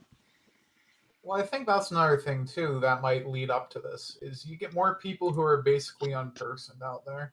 They have nothing to live for. They can't have a regular job. And let's say you find some leader who forms a right-wing militia, promising them that they can go back to life before they end up getting unpersoned. You know how many people you could go and get? Like, right now, it's not that many, but you start seeing these left-wing organizations grow in stature. At that point, you're going to have all these men, mostly men, who have no prospects for a job based on, stupid shit they said. They have nothing to lose. And that's really a recipe for disaster when you have a bunch of men with nothing to lose. Yeah. They have a leader who will direct them to go and take action. I feel that's one way this could also break down. But I think more likely, like that jogger guy, something like that, like a Trayvon Martin style event could end up taking place. And, people get all upset. Then, like, honestly, during that time, I'm surprised we didn't have like an armed outbreak somewhere, like when Black Lives Matter was at their peak. We saw like Trayvon Martin, all that other stuff, because there was obviously tension there. But if we have another one like this, but like, we get more of these sort of events, and the media keeps putting it on blast, and then they have a protest, and there's a counter protest, and I think that could potentially be a sparking off point. Well, here's something actually to jump on that I think maybe maybe you've thought about this too. Does the left, or at least like the George Soros types, the people in like the real people pulling the strings here, do they want a civil war? And that's why they push things like Black Lives Matter. George Soros does not want a civil war. What would he have to gain? He already has a lot of power right now. Whenever you have civil war, you have disruption. That means that the people on the top, they're not going to be at the top anymore for the most part. The people who want a civil war are the people who aren't at the top. They're the disaffected nobles. Like the people who, they might have some power, but they aren't at the top. You have the people who want to rise. There'll be a whole group of them. So George Soros, he's already at the top. He does not want a civil war. But you might have, some other person who's like, who might be in the middle, or might be outcasted. Maybe like those are the people that you have to watch out for. Those are the people that have something to gain. People at the top have nothing to gain. They want to maintain power. People at the bottom and people at the middle, especially, because like I think that was who was that? Rules for Radicals. I think the people at the bottom, they're the ones, they don't have the power to do anything, but they benefit the most. The people in the middle, they're the ones you need to go and focus on, because they have the power and the means. the people at the top, they have the power to go and try their best to maintain their place. But once the bottom and the middle unite, they can take down the top. Oh, I am probably butchering that. No, I think you basically summed that up pretty well. I want to mention something else when we're talking about people getting banned. Pete Hegseth, I can't pronounce his name too well. He's a guy that's on Fox News a lot. I think he served in the army or something. And yeah, he's on Fox and Friends as a co-host. That's what it was. And it's pretty makes this a bigger deal, actually. Army veteran, yeah, that's what I thought. So Fox and Friends co-host tweets out, he retweets one of President Trump's tweets where Trump tweeted out this video of Michelle Malkin talking about big tech censorship. So Pete retweets it and says, Laura Loomer is the most banned woman in the country, and she's running to be @real Donald Trump's congresswoman in Florida 21. These leftist companies have also banned her campaign from having access to social media, but she's still out raising her Dem opponent, which is very true. This got 12,000 likes, 5,000 retweets, and one of the people that retweeted it was Kimberly Guilfoyle, who is Don Jr.'s girlfriend, who is very close to the president. To me, this is some exciting stuff right here. It may seem like a simple tweet, but I think the Trump people, I think they're noticing her, and I think they'll help her out. I bet there will be an endorsement. When I see an endorsement by Trump to Laura Loomer, that will just break the internet and just be the best thing ever. She could pull this off, and this is where we start really getting some fireworks happening in Congress. Yeah, I think that'd be great. Yeah. I kind of like that talk of that Civil War shit. We should go and fucking do like a fucking simulation. How this shit break out? Civil War simulation. Civil War simulator. Because like honestly, like it's probably unlikely right now, but at some point, shit's gonna. Yeah. It's a possibility. Like I feel like it's likely not going to happen, but I can't discount it either. Like there's just too much shit going on in the world, and it just seems like it's getting worse. Yeah, I mean, the last time we had a civil war was like 150 years ago, something like that. It's been a long. If we do go into a civil war, like the death toll will definitely surpass the last civil war. Ooh, I don't know about that. That was a pretty big death toll. What was it, 6? Anywhere like they didn't get an exact count, but it was somewhere between 600,000 and 1 million. Oh yeah, it'll be way more than that. Well, it'll surpass it. Like I'm thinking, if it goes on to a full-fledged civil war, like if it depends. Like, will society as a whole break down? If so, then we're probably talking 10 to 15% of the population over here. Well, I was gonna say a lot of the numbers that we're throwing around depend on what type of civil war, because warfare wasn't fought, or is not fought the same way it was during the last one, and I don't think it ever will be. That was like, but think about it too. Like that last civil war, I think that was like, what was the percentage? I think it was close to like 10%, like of the population. Yeah, but it was also a much smaller country then. Yeah, but I'm saying, look, 10% of this country, yikes. Well, yeah, and that depends too. Like we are so interconnected today. I think a foreign power would probably be involved at some point too, and if that happens, and we could have nuclear. Well, a foreign power won't get in until after. No, we might ask, like the government might ask for help. No way a foreign power comes in and fucking intervenes. Oh, well, I think they'll after. No, I think they will after, and then they'll pick up the scraps. Well, look at what America does when there's civil wars in Africa or South America. There's any sort of conflicts, we always intervene, but quietly, and that's what I think could happen is China kind of quietly does something. I mean, I don't know how it would be, but I would think there'd definitely be foreign influence and meddling and playing one side or the other for their advantage, but I don't think they would like send troops over.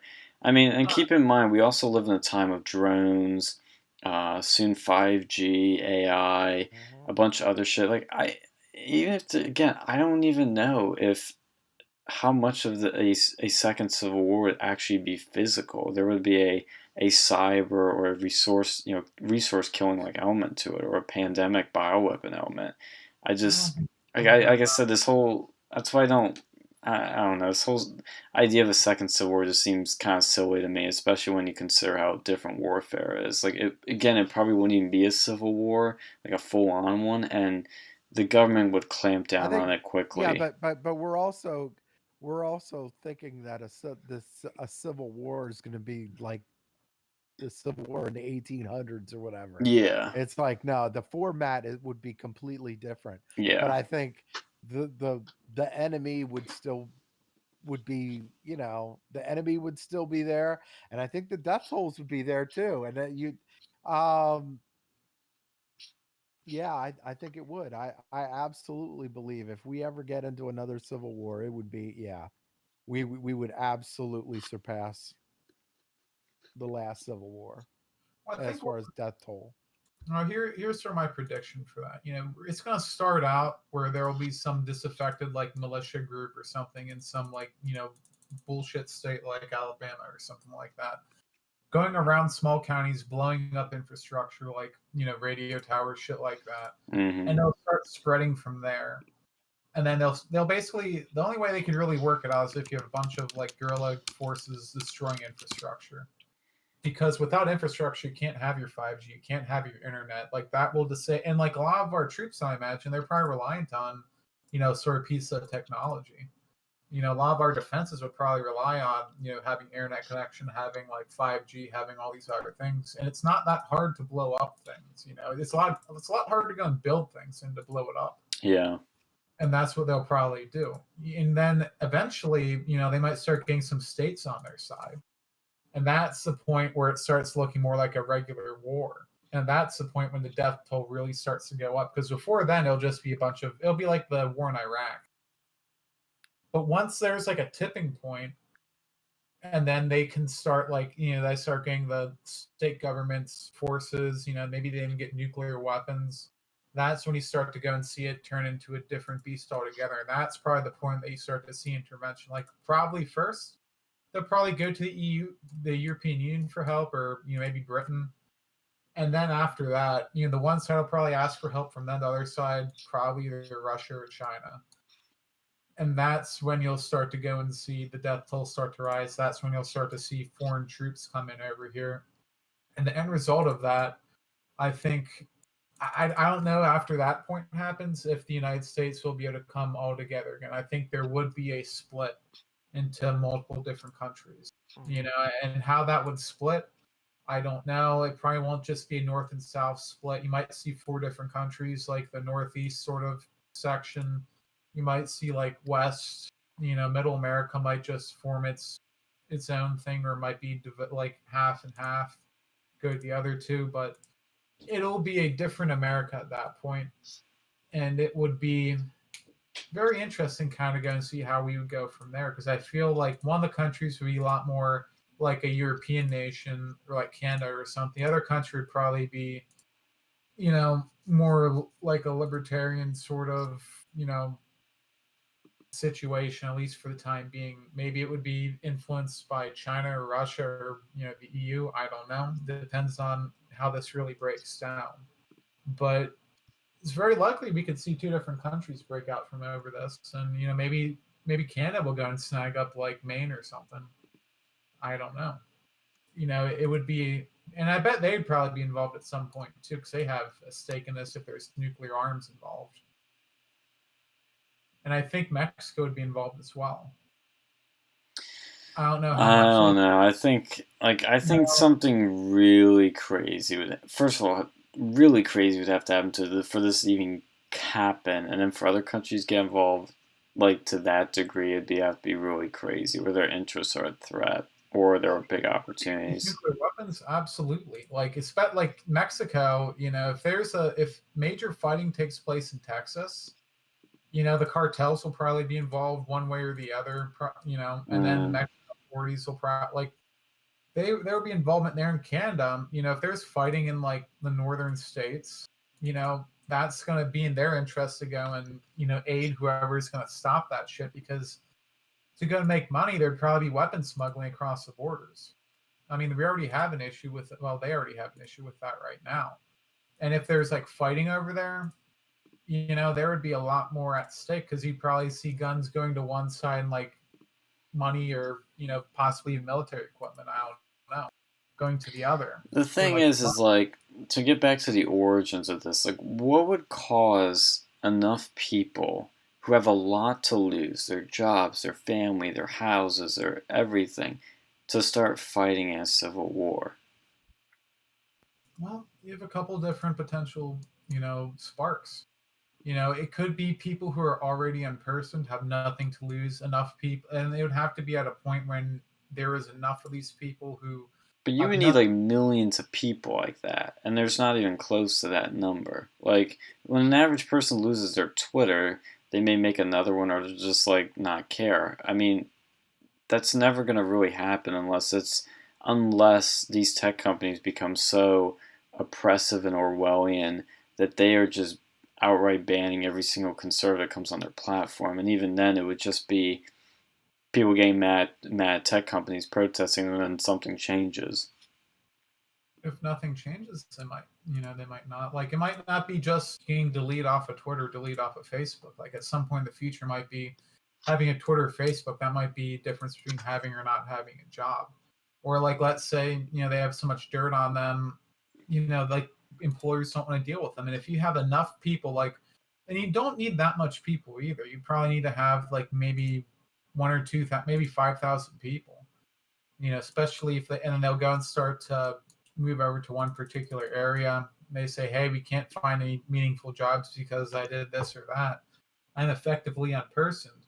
Then might go and start a community over here. And then if they had like a Waco event, that could be potential to spark it off with other disaffected people. Well, I think what would actually be more likely is if there was some mass data collection that people didn't know about, and these tech companies were maybe controlling people. Well, see, even that, I just don't. I still don't see a believable path to this. Actually, no, there's a number of events that could lead to it. Like, I think if you get enough people that can't find a job, they will obviously do it. That's one way. Because they have nothing to lose. Well, if you can't find a job, that's the best move there is. And you don't need a lot of people to really start a civil war. Yeah, but we have social safety nets like food stamps, unemployment. That keeps people pretty happy. Yeah, wait until that goes away. Well, how would it go away? We don't have money. We don't. We're like how many trillions in debt? Or we keep inflating the money where you can't really even live off of this. Like right now, if you want to live off of food stamps and stuff, it's hard enough already. After all this stuff, and when inflation starts to really hit, you might not be able to live off that. Yeah, but we even have supply shortages now. No civil war. I mean, you would have to physically lose, like not be able to get food or something. I think the only thing that could even come close to causing this is a million times worse pandemic. Maybe a legit bioweapon, I don't know. That people are dying and they can't get food, there is no food, and people are fighting over, they're getting selfish, they're getting like cavemen. That's the only kind of way I see it, is if it sort of strips us down to more animals or just surviving for ourselves. And that's just kind of more, I don't even know if that's a civil war, there's not even sides, unless it's like the people versus the government. And maybe the government handles it terribly, or maybe the government, actually maybe that's the one thing is like, and then, well, China's kind of already got this under control, maybe, for now, is if our own government let out a virus that was a million times worse than Corona, then you might see something.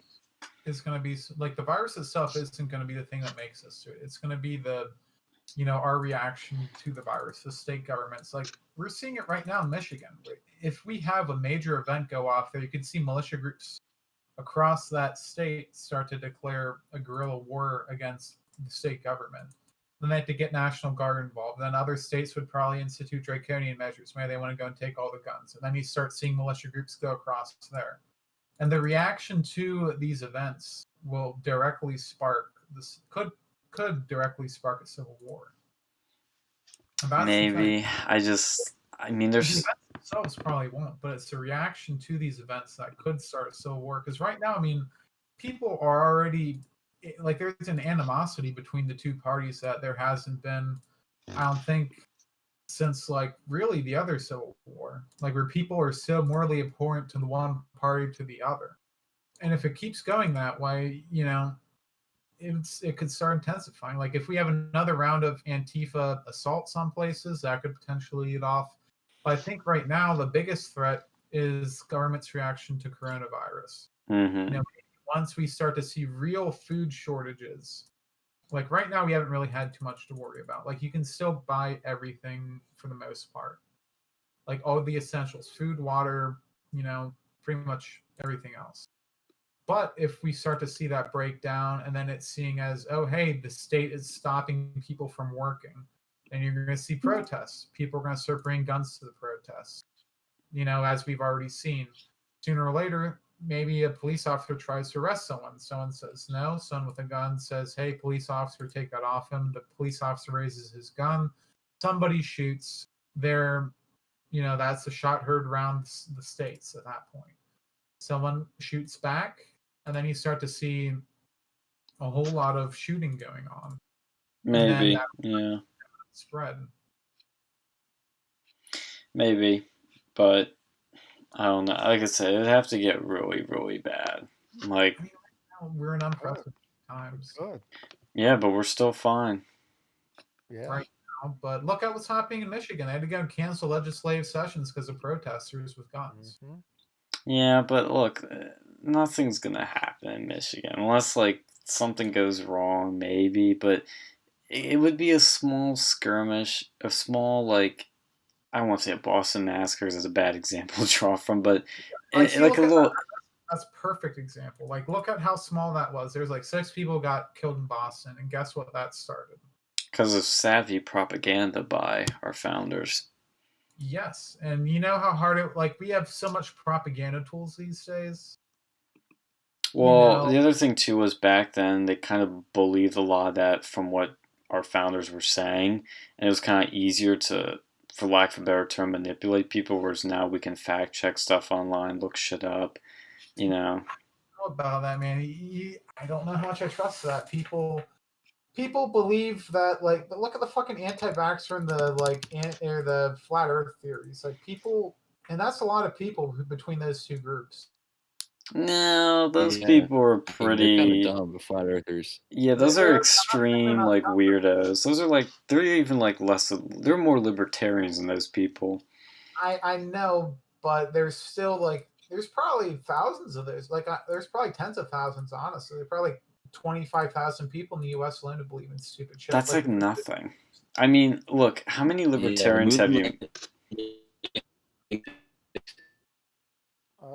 I didn't understand a word of that. He's jumping out. Yeah. So go ahead.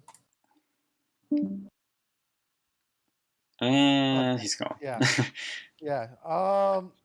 Yeah, I was gonna change subjects. What were you gonna say? Could do that, yeah. I was gonna say, like, look how many people actually fought in the Revolutionary War versus the actual population. It's like, I think between 1% and 10%. Yeah, but you we have were to activate the whole country against them to go and start a major war like that. But that's very different times with very different warfare. Well, yeah, like, they didn't have the same guerrilla tactics that we do now. Like, there's so much things you can do. Like, it's so easy. You could get like a fucking drone from Walmart, and you can like look up guides on the internet how to go and make, you know, rig it with explosives. You know, like, look what's going on in Iraq. We still couldn't get rid of the terrorists out there after 20 years, and those aren't even that. This isn't even our own soil. Like, on our own soil, people who've lived these lands, you know, I think it'd be much worse than that, and we could end up being drawn out to that conflict. And it's one thing to be invading another country and, like, you know, killing people of that country. But if you have soldiers out here and you say, hey, see that guy, he's your brother. You have to go and, kill him. You're going to have people defect because of that. And, we don't have that right now anywhere near the extent that you want in Civil War. Because it's one thing to go and say, hey, kill these like people, this weird culture that we don't understand. But if it's your own culture, if it's your own town, it's a little bit different. And then, people over here, we have access to things that they don't over there. A lot of these people, they do have, relatively modern weapons. They have vehicles that, they could go and rig. They have computers which they could go and use to commit cyber warfare.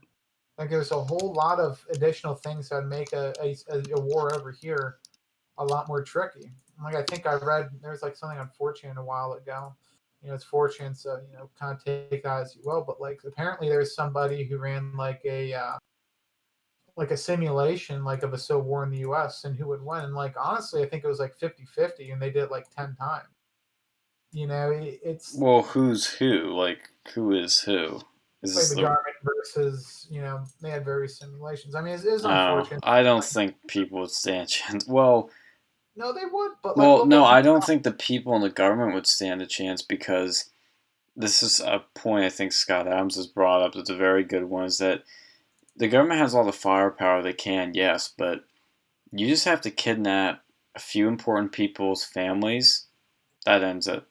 Because they'll work out something, because they're not going to let their families die, unless they're that cold-hearted and they don't give a shit, but you could really, that would be something that would happen maybe over however long the standoff happens. It would be a standoff, and you get what you want in the end. Yeah, I mean, it's not like it's hard to go and say it can't happen because it's happened before. And like honestly, in terms of how long democracies last, like we're starting to get to that point, the uncharted territory before. I'm not saying it's going to happen. I mean, I am saying it's going to happen at some point, but I'm not saying it's going to happen now. It's like believing in aliens. It's foolish to believe that there isn't some other like it's not going to that there isn't some intelligent life somewhere at some point. It's hard to go and say at some point in the future we're not going to have some sort of major conflict break out. And I think the more people grow apart, the more likely it becomes. And I don't see people like there isn't really any. I would have thought that COVID would have brought more people together than anything, but it's not. You have people out there who believe that we should lock down for the next year and basically sit around and do nothing but play video games and like have sex. And then you have the other half who believe we should open up right now and, fuck grandpa. Well, I think the reason it's not bringing people together is simply because this is a time where people are going to be extremely selfish. It's survival. You go to the grocery store and shelves are wiped out, and you see that one piece of meat left. You're going to go running for it. You're not going to be nice, but oh, you can have it. People are very in a very survivalist instinct right now, and that's what drives people a little crazy right now, or a little more extreme than they normally would be. Which is why some sort of conflict, I wouldn't even go as far to call a civil war, is only possible if you have nothing to lose and you have to like go do what it takes to survive. You don't think that would happen in a big city? Well, a whole lot of people, not a whole lot of resources, not a whole lot of food, not a whole lot I of. mean that's how New York is right now, and like I'm telling, well, yeah, if something like that happens, like if we go into like a civil war or something like that, New York and Washington D.C. are fucked. But keep in mind, the people in those cities are very left-wing, and I don't even think there's a lot of guns. Lives there, and there's a bunch of military, so I don't know how that would play out. But New York What did you say? I didn't hear any of that. I would say New York City would be fucked, but I don't know about DC due to the military-industrial complex being nearby. Yeah, but the thing is, these cities are mostly, the people who live there are mostly like left-wing people. Like, do you see any protests happening in New York? No, you're seeing them in Michigan. You're seeing them in blue-collar areas. For now. For now, yes, but and these people, I mean, maybe they could get other weapons, but they don't have guns. Are you sure about that? I mean, the gangbangers do, but I'm talking about like the average person. Well, yeah, the average person, but you don't need that many people to really spark something. Maybe, but those, like, the average person isn't going to want violence, and they're probably going to call for more government control to calm things down. We don't need that many people to go and really start something like that. That's the thing. Like, there wasn't that many people involved in the Boston Massacre or the fucking Tea Party. Yeah, but the difference with that was there was a lot of sentiment against the British building for years. You could say there's a lot of sentiment right now, like especially towards the government. Like even the leftists, like they hate Donald Trump, and that's been building for years as well. They hate Republicans. They hate this. They hate that. Everyone hates something. The Republicans hate the Democrats. The Democrats hate Trump. You know, Yeah.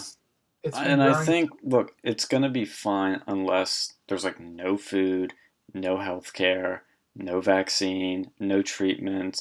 Like, again, you'd have to have literally nothing for something to happen, really, for it to be more likely to happen. But right now, we're fine. Right now, yeah, but it's not going to be a right now thing. It's going to be, you know, maybe 3 months from now. Where are we going to be? Are we still? Well, I locked think down? we're going to be way better in 3 months, because even if a second wave hits, it's not going to be as bad. Like, things are opening up. Like, Trump has ordered meat packaging places to start making more meat. We're going to be fine. It's I don't just, think the virus itself was what's bad. Like the virus kills like 91% of the people. well, that's what Problem- we think. We really don't know.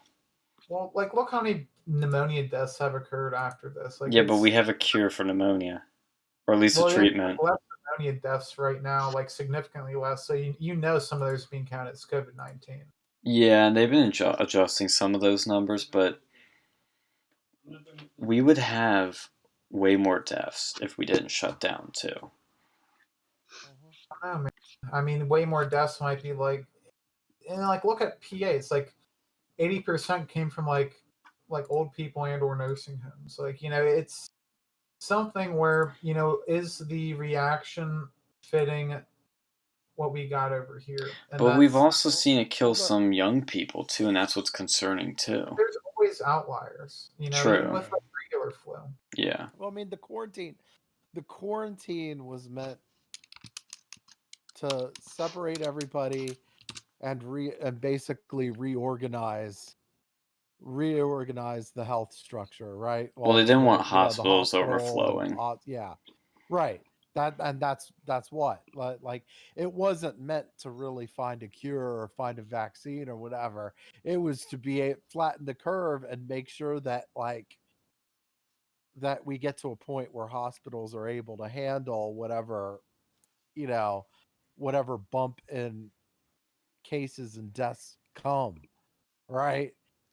Um, but now that the curve has flattened, now it's time to get back. Like it's time to get back to work. It's time to get back and reopen this fucking thing. And I mean,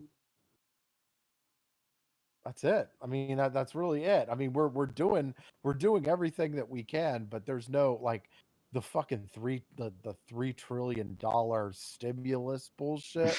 Nah, no thanks.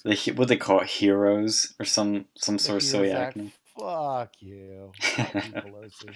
There's gonna be people out here who made so much money during this that they, you know, they may have not have had a real good job beforehand, but like now they're making like $600 a week plus like their regular unemployment. You know, like they're not going to want to go back to work. No. And you could see that potentially playing to that. You get these people who are like, oh, you know, I was doing great over here. I didn't have to go and pay my student loans, and they're going to want to keep these things afterwards. Yep. And they see huge protests about that because you know, how many people are on that? Like fucking gold, like for a long ass time, then you just taking it away. So get back to work, and now even if you made as much as you previously made, it's not worth as much because inflation. Yeah. So they're gonna be pissed off too, and that could create a whole set of disaffected people.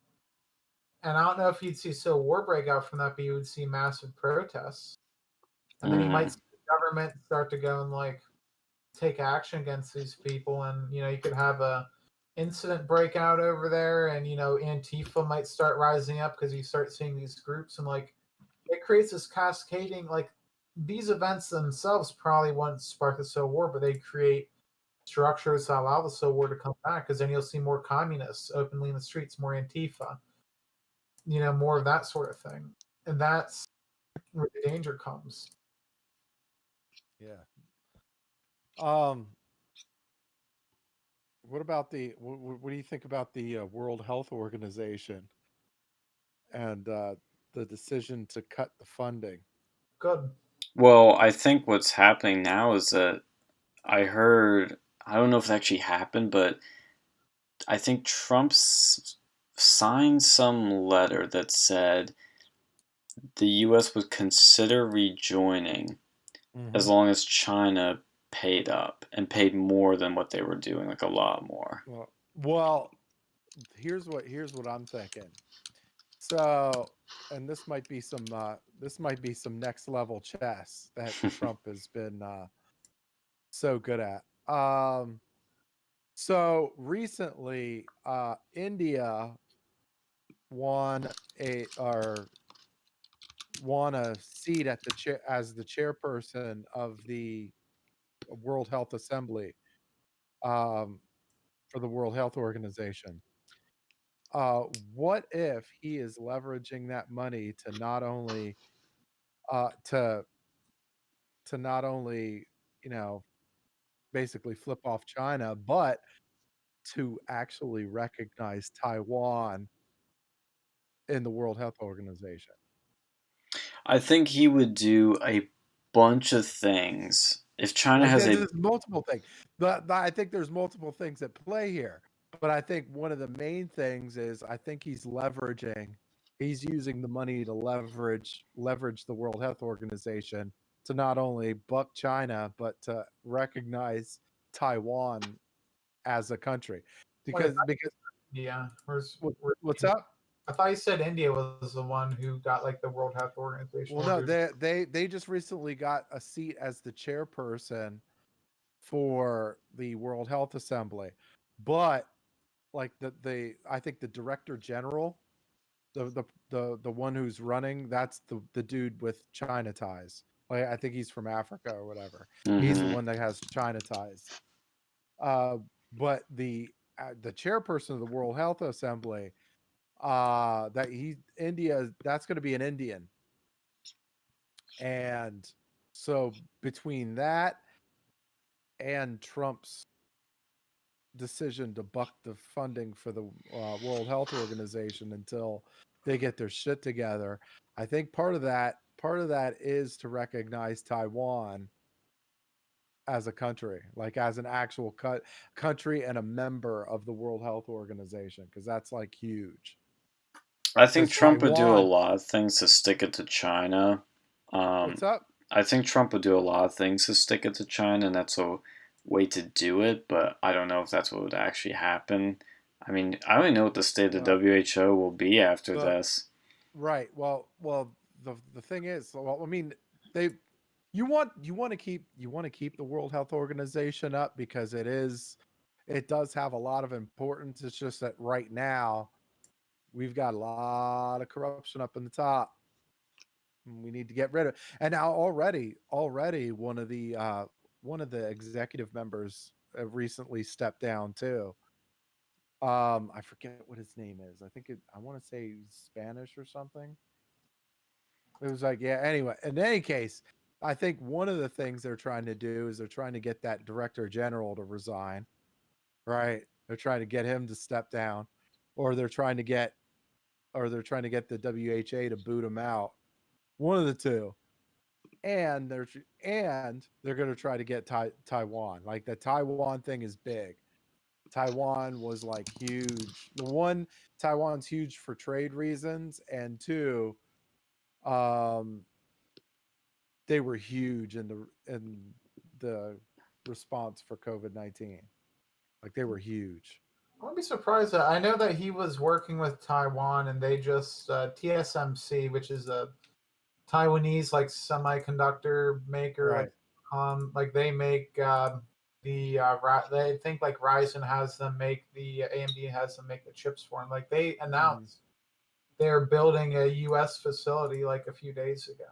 Yeah. I'm wondering if this has something to do with that. Maybe he's trying to go create a better partnership between U.S. and Taiwan. Yeah. Well, that's part. I think that's part of it too. But you're gonna they want, like, they really, like, there's a growing, like, around the world, there's a growing demand to put China in, or not to put Taiwan in the World Health Organization, because right now they're only known as Chinese Taipei. That's it. That's what they're known as, and they're obviously Taiwan's not fucking dealing that. They don't even recognize Taiwan as part of China. Like Taiwan does not want that at all. They want to be recognized as Taiwan, their own independent country. And yeah, I think Trump could pull it off. Yeah, it'd be an interesting, sort of event. But that's like next level 4D chess right there. Then we have to go and see what happens, with the World Health Organization in general. Because, like, honestly, I wouldn't be surprised if other countries started backing out after this whole debacle, because they should have announced something quicker. Because I see people give Trump shit all the time, like, oh, he didn't handle this right. But look, no other country really handled it, much better. They all sort of had to deal with this shit, or they ended up having huge amounts of infections. For the amount of people that we had, if we took out New York City, like your New York State, we would be close to like Germany's level of infections, and probably better right now because they've made a major bout of reinfections. Well, the other thing too is to be honest, the only valid metric you can point to say whether Trump did a good job or bad job is, okay, we shut down the country. Why we shut down? To flatten the curve so hospitals wouldn't be over flooded. Were they? No, they were not overwhelmed. Not a single one was overwhelmed. In fact, the U.S. Mercy, the big ship in New York City, was just turned away recently because they didn't need it, which is great. Mm-hmm. We sent it up there because we were playing it safe. We didn't need it. We turned it back around. Bunch of hospitals, or I don't want to say empty, but they're not like, oh my God, we're gonna run out of shit. Oh my God, we don't have enough space. That's not happening. Look, the New York's mess is 100% on Governor Cuomo. Yeah, he's 100% actually on Governor Cuomo.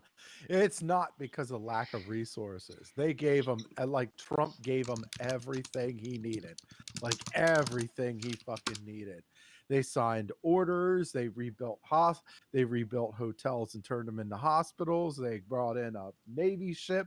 They redid a Navy ship and brought it up there. Like, the lack of resources was not the problem. They had a plethora. Of resources. It's just what Cuomo basically fucked up with the whole nursing, the nursing homes. That's what I was gonna mention. Like, yeah. I mean, that was his fuck up, and now he's paying the price. He fucked up with the schools because he didn't close the schools until after. That too. And they also fucked up the schools, fucked up the nursing homes. That's all on him. They've had a homeless problem for like decades, and they still haven't done anything to address that. And honestly, that's a big part of the issue too. And then them having the MTA, like the fucking train over there, is still like running like on full. Like I think they just recently started going like do some stuff about that. But that's where like 100 and some odd MTA workers over there, they were fucked up because of the train. The homeless people. They've been a huge problem. They've been shitting and defecating and fucking on the trains.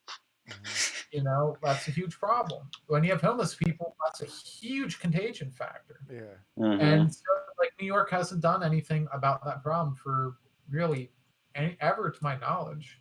Mm-hmm. Why aren't they able to deal with that? Well, and the thing too is something else recently came out in the Daily Caller.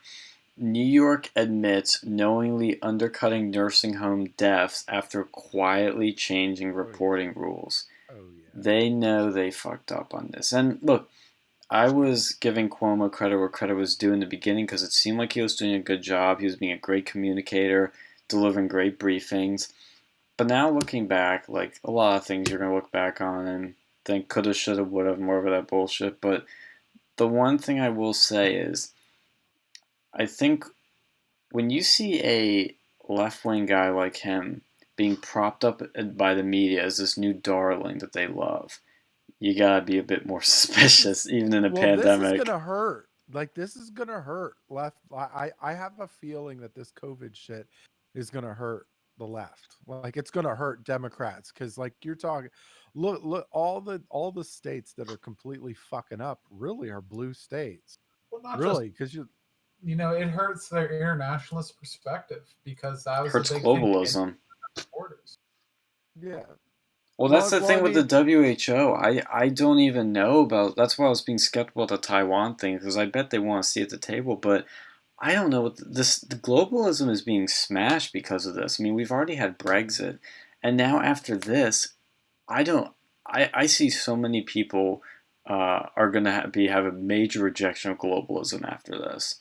Like when Alex Jones goes off about the globalists are doing this and they're fighting the globalists, like you're going to see that sentiment, that sort of anti-globalist sentiment, really, really just sort of energize people that really weren't energized before. And that's what happened with Trump and Brexit. Is people that didn't give a shit before started giving a shit, and I I mean, because this shit's affecting people, like unlike anything else before, especially with the shutdown, because yeah. I am worried. I'll be honest. I am worried some areas are going to be opening up too soon, and we're going to see a spike in cases.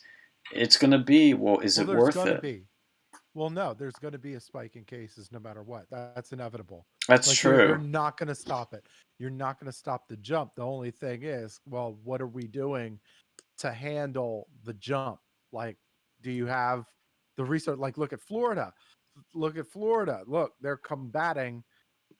You know, they're taking on the nursing homes and the elderly population, and that's why they're doing as good of a job as they're doing versus Well, I think it's states like New also York and shit because like that. Georgia too is also doing really good with their reopening, and I think it's because of, to be honest, that too. But I think it's also they're in the South, they're in the heat, the UV rays. They are I think the heat kills it. You know, like that's apparently. What was that? That was the UV rays, not the heat. Well, yeah, that's what I meant. Like UV rays, heat. I kind of have them both in my mind as the same thing. But the sun's killing it. That's why we're told to put packages out in the sun for a bit or anything that's been handled for a bit to kill the virus. I think in states where you get a lot of sunlight, a lot of UV rays, those states I think can comfortably ease into opening up. But I think in colder climates, you got to be way more careful about opening up. And the other thing too is actually, here's something else we can quickly talk about before we close is Dr. Fauci. I gave him credit where credit was due in the beginning, but I'm not happy with him anymore. I am starting to get really indifferent on him because in that Senate testimony, which really was kind of nothing, some of the shit he says really makes me go, huh? What? Like, you're supposed to be the numbers, data, science dude, and I don't see any numbers, data when you make these big, spooky predictions like, oh, well, I guess we're gonna have to wait for a cure. And, like, Dave Portnoy from Barstool was going off on this, like, fantastically. He kind of cut through all the crap and, like, just hit it straight on. And it just, I don't like it. Something about it feels wrong. I mean, I if there's one thing I don't like, it's that he's going in front of the mic too damn much. Like he's going in front of the camera way too fucking much. Outside of being at the White House room. Like I don't like him going on like CNN and MSNBC and even Fox. I really don't like him going on those sites and like even sharing anything that could even resemble resistance. And it's not like and it's okay to be resistant. I'm not, you know, like even like having some reservations or whatever, but like I don't like the idea of going on CNN or MSNBC and then voicing those opinions. Because you're meant to give, you're meant to run your particular department, and you're meant to give, to advise the president. Like you're meant to advise the president, and that's where you need to be. And like Mm.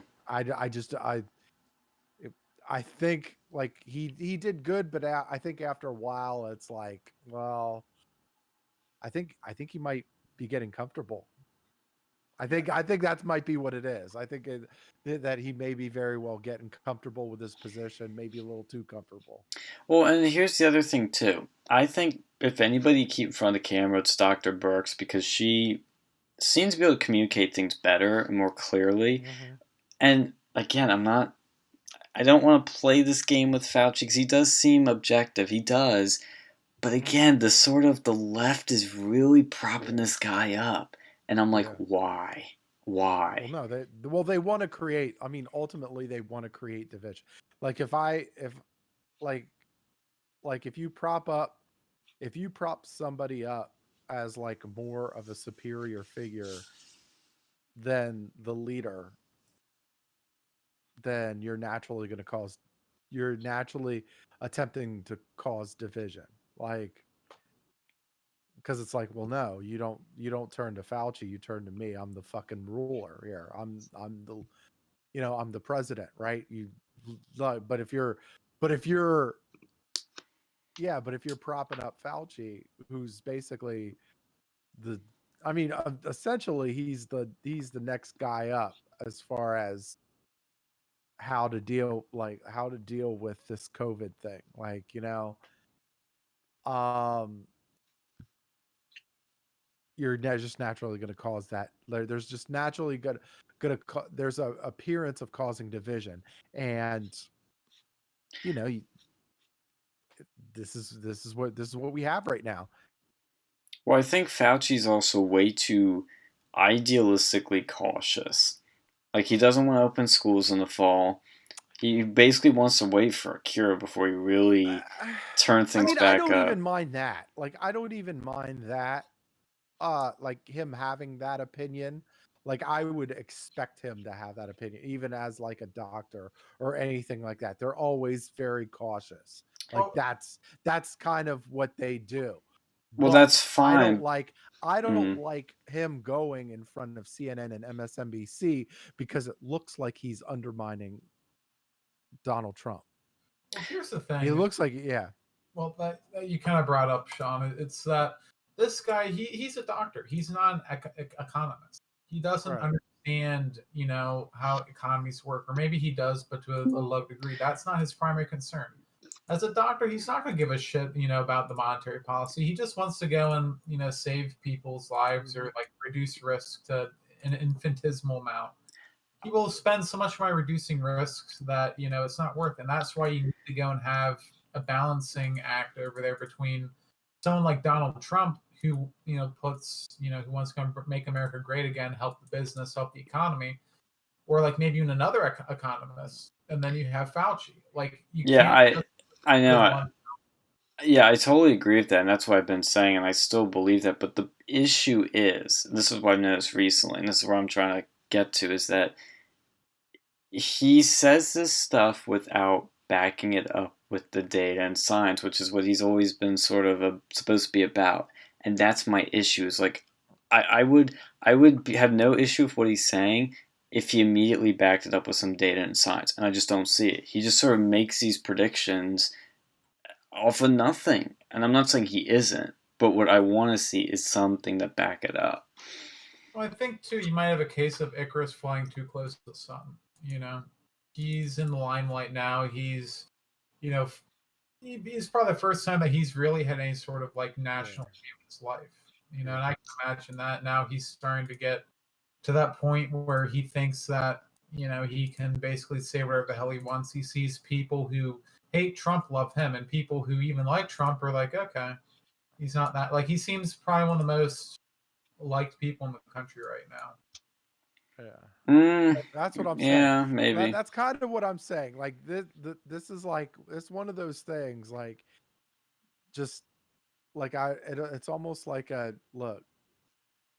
You got to reel it in. You got to take a step back and look. Trump's the guy, right? It all like that's why 60 plus million people voted for him, right? They voted for him to make these decisions. Like, and I expect like Dr. Fauci's saying stuff that I kind of expect him to say. Yeah. I just don't like the environment in which he's saying it in, like, because it looks like he's undermining the president.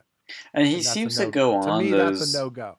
Well, I want him to be on all the networks because it gives a impression of fairness and talking to all Americans. But it feels like he goes on CNN way more than he goes on Fox. I mean, he probably is liberal. Yeah. Let's be real over Yeah. here.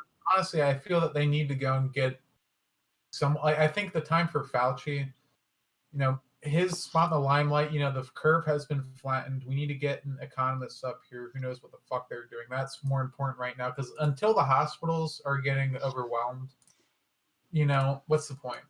Well, because that's the thing is like it feels like he's changing the goalposts. It's we just got to flatten the curve. Now it's like we need to wait for a cure. I'm like, wait, which is it? Like again, this is where I have to say his communication with Trump in the beginning I think was perfectly fine.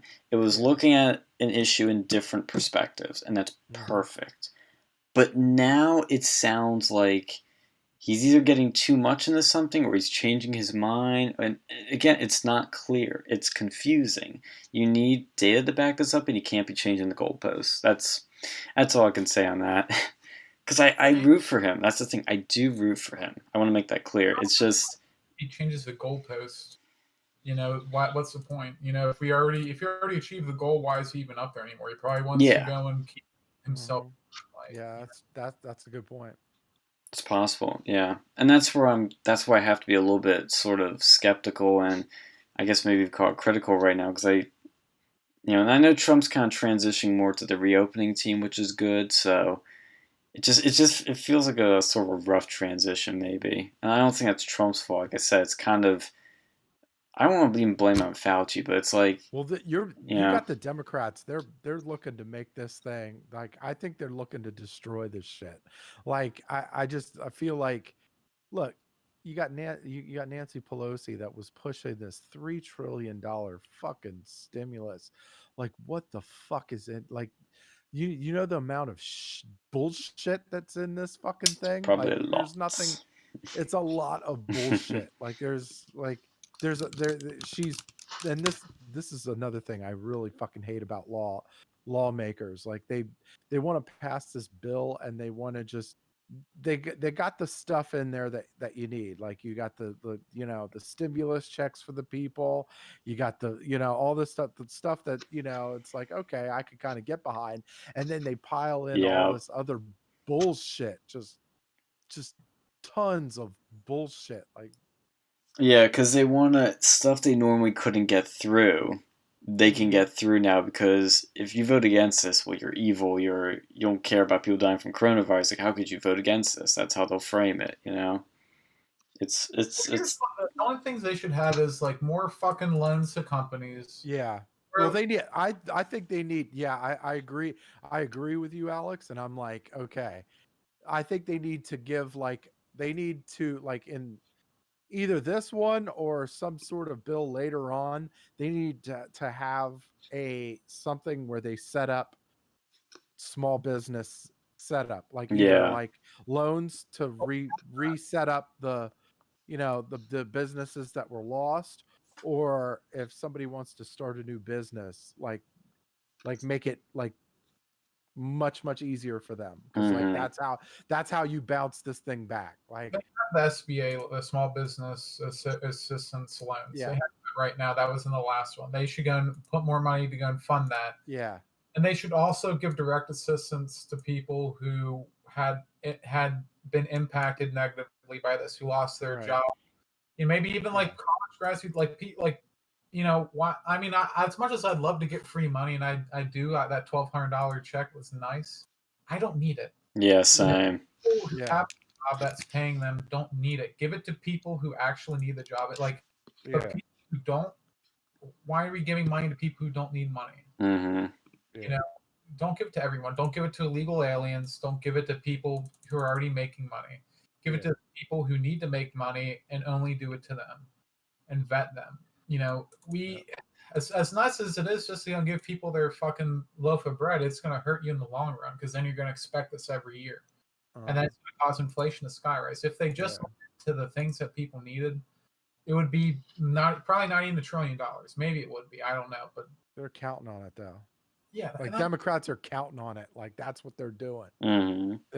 They're wanting to sandbag this economy and make you totally dependent on the government. That's the whole fucking point. The big thing is, and this is why I have like sort of complicated feelings about when the right time to reopen is, because I know these left-wing people in power, these real dirty people, maybe some of them have a tiny part of them that wants to keep it locked down because they think it's the right thing to do, but what they really, really want is to tank the economy to fuck Trump. Mm-hmm.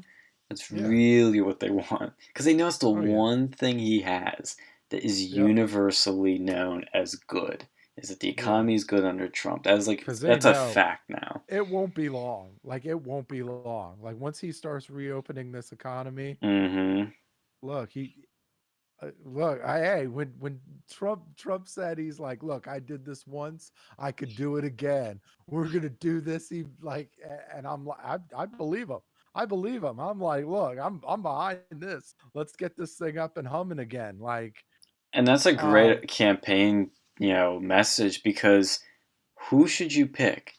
The guy that already made the economy amazing, or somebody that who knows what they're gonna do? He doesn't even know where he is. He doesn't know what interview he's on or what channel he's on. Who are you gonna pick? The guy that doesn't know what the fuck he's doing? The guy that knows what the fuck he's doing and already proved it. That's such a powerful position to be in. Or you could pick the third party, who the fuck ever option with the boot on his head. Well, you know they're not fucking gonna work. Yeah. But like here's the thing with all this. I think this is a trial run for fucking socialism. Basically, like look at what they're doing. You're getting like this $1,200, do whatever the fuck you want with that money. You're basically given like amounts of unemployment that are unreasonable, like for a lot of people. Like you're making more money now from unemployment than you ever were. There's fucking there's rationing of certain foods. Like the Democrats probably love this. This is like their wet dreams. And during a republic, they loved it. They loved it when Bush. They loved it when Bush did it. Like Bush did the fucking stimulus too when he had those wars and cut taxes at the same time. Like he really, and then he started giving away fucking hundreds of dollars per person. Like that, he did the same shit. But Trump. When Trump did it, it was actually because there was a global fucking pandemic. Yeah. It was like there's kind of justified. Yeah. Bush just did it because, well, whatever. Yeah, like you have to do it, but like honestly, I would have preferred just like some form of unemployment, like a federal unemployment where if you don't have a job that's paying, you would get a guaranteed thing while this shit lasts. I think that would have been a fair thing. And if you were able-bodied and you weren't in college or something at the time, then you would be expected to go and like work to help solve the disaster. If I was in charge of this, that's what I would have done, because now you have people who feel like they're going to be entitled to this. And I'm kind of concerned too, because like honestly, like there's some people who've been really fucked by this too, because if you like lost your job and for some reason you didn't qualify for your state unemployment or whatever, and you had to go and pay for a house, like $600, that's not much for a fucking house. Like honestly, you could go delay getting evicted, but I feel like they're gonna have to go and offer something to go and like, I don't know, like do something for the housing market. You're seeing some Democrats propose a bunch of things like guaranteed paycheck guarantee, trying to get pushed through. They're trying to cancel rents. And not just rent though, because it's mortgages that honestly are bigger. Yeah. Because someone has to own the house that they rent. I mean, that's a legit.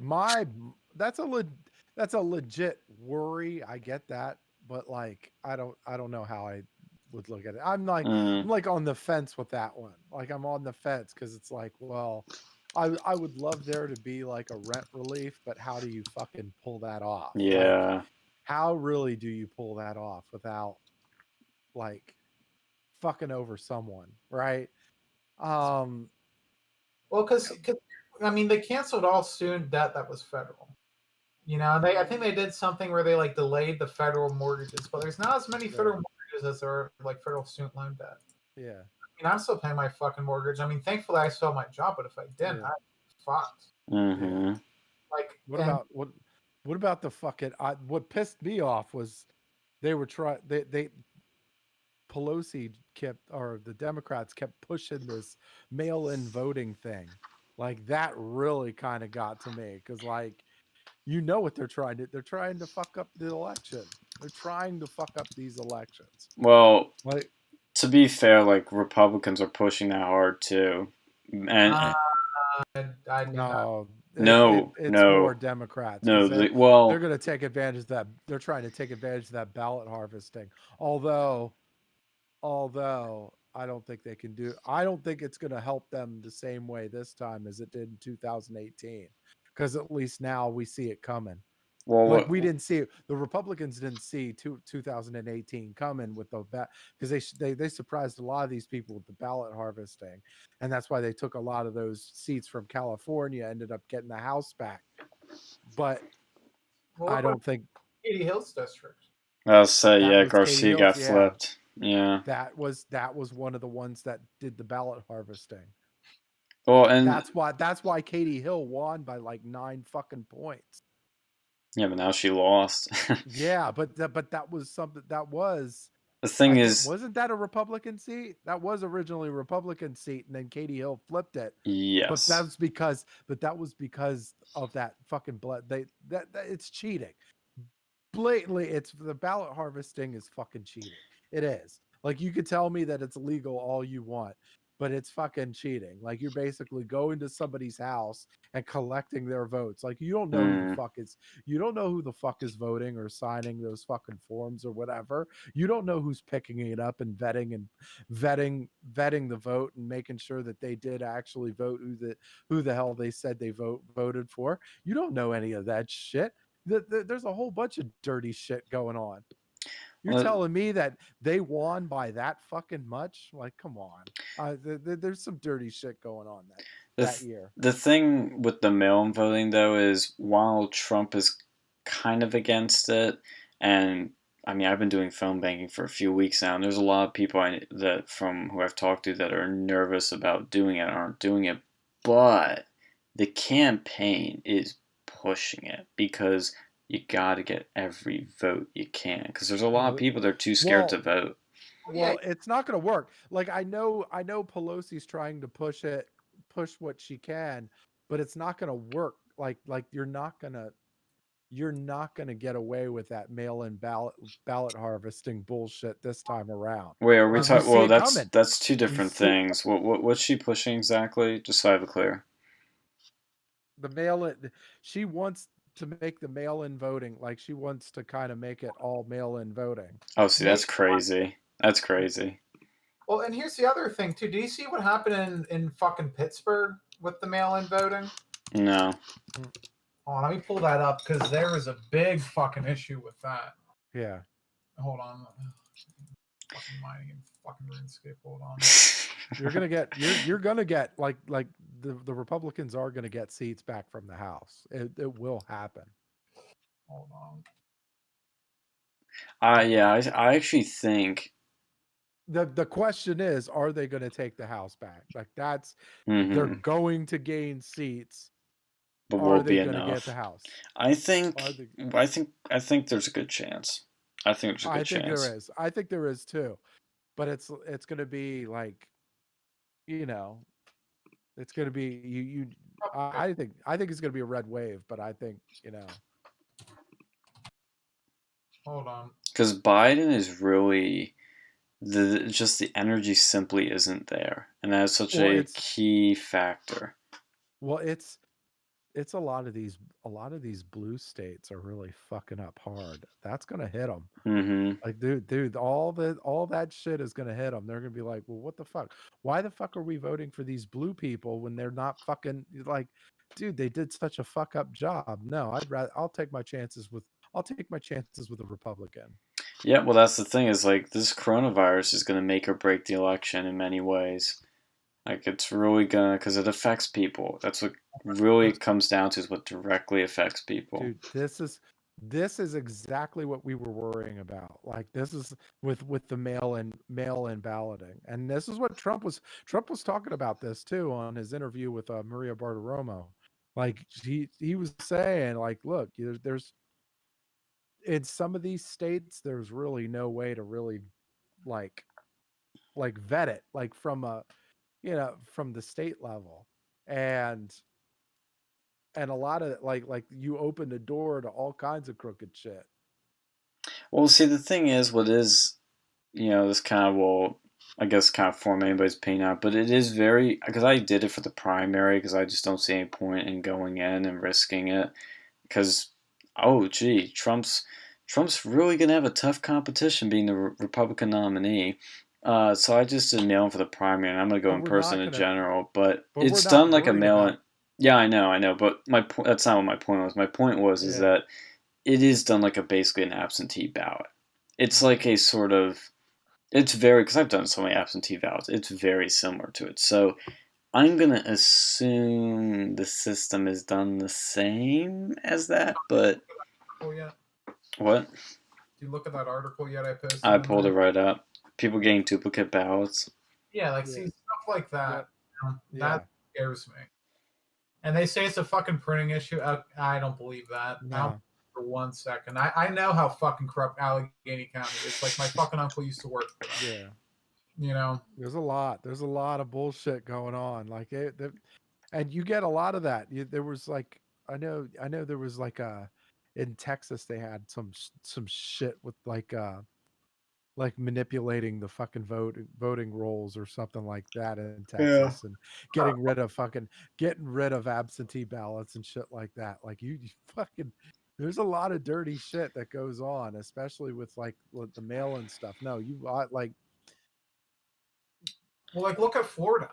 Like look at that during like the what was it? Florida. Like the hanging, whatever the fuck they called it. The hanging Chad. Like the stuff, dimpled Chad. Like that, like that's insane that would happen. Yeah. And I'm sure with technology it's gonna get even worse. Well, that's why I think mandatory mail-in voting, or like it being the only way, is absolutely terrible. But to me, I think what conservatives should be doing is encouraging to their voters, if you can do it in person, do it. But if you don't feel comfortable doing it, here's how you do mail-in. Here's how you do it. I don't think because I think I've heard from some people like discouraging just mail-in period, and that's a mistake because it's still a vote. Yeah, but I mean, my concern is, who knows when they'll actually get those ballots. Yeah. Well, as long as you do it soon enough, you get it. But they struck it down where for some reason it came in late. They weren't going to go and like count it. Well, that is the rule. Like you have to have it turned in by a certain day. Who's to say, you're going to be the one that suffers? Like, how much would that suck your vote just didn't get counted?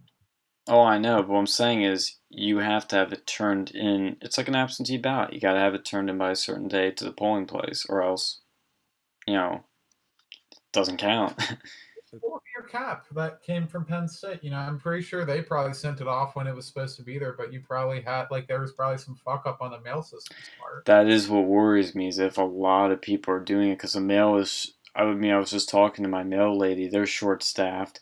Things aren't being sorted quickly, and that's why, again, that's what the problem I have. That's why you gotta do things early if you're gonna do it. If you're gonna do it early. Don't wait till like the deadline, And you can also, here's the other thing too. This is what I do like about the mail-in voting, is you don't have to mail it. You can drive to your government building, pop in the box. That's what I did. Didn't even have to mail it. Save the stamp, and you can hand deliver it. that's where again it's not as for a conservative voting, it's not that bad. But what it is bad is how the Democrats can abuse it. Mm-hmm. So if you can make it to the polls in person, great. If you want to do mail-in voting, well, you can mail it or you can drop it off there. Yeah. Whatever you want. It's not that bad. And I mean that makes sense. Like if you can't be there, then absolutely go mail in. But if you think there might be a possibility you can, I would definitely try to do it. But then like they're making it as hard as possible over here to go and mail, like go and like they're requiring that you bring your own fucking pen too.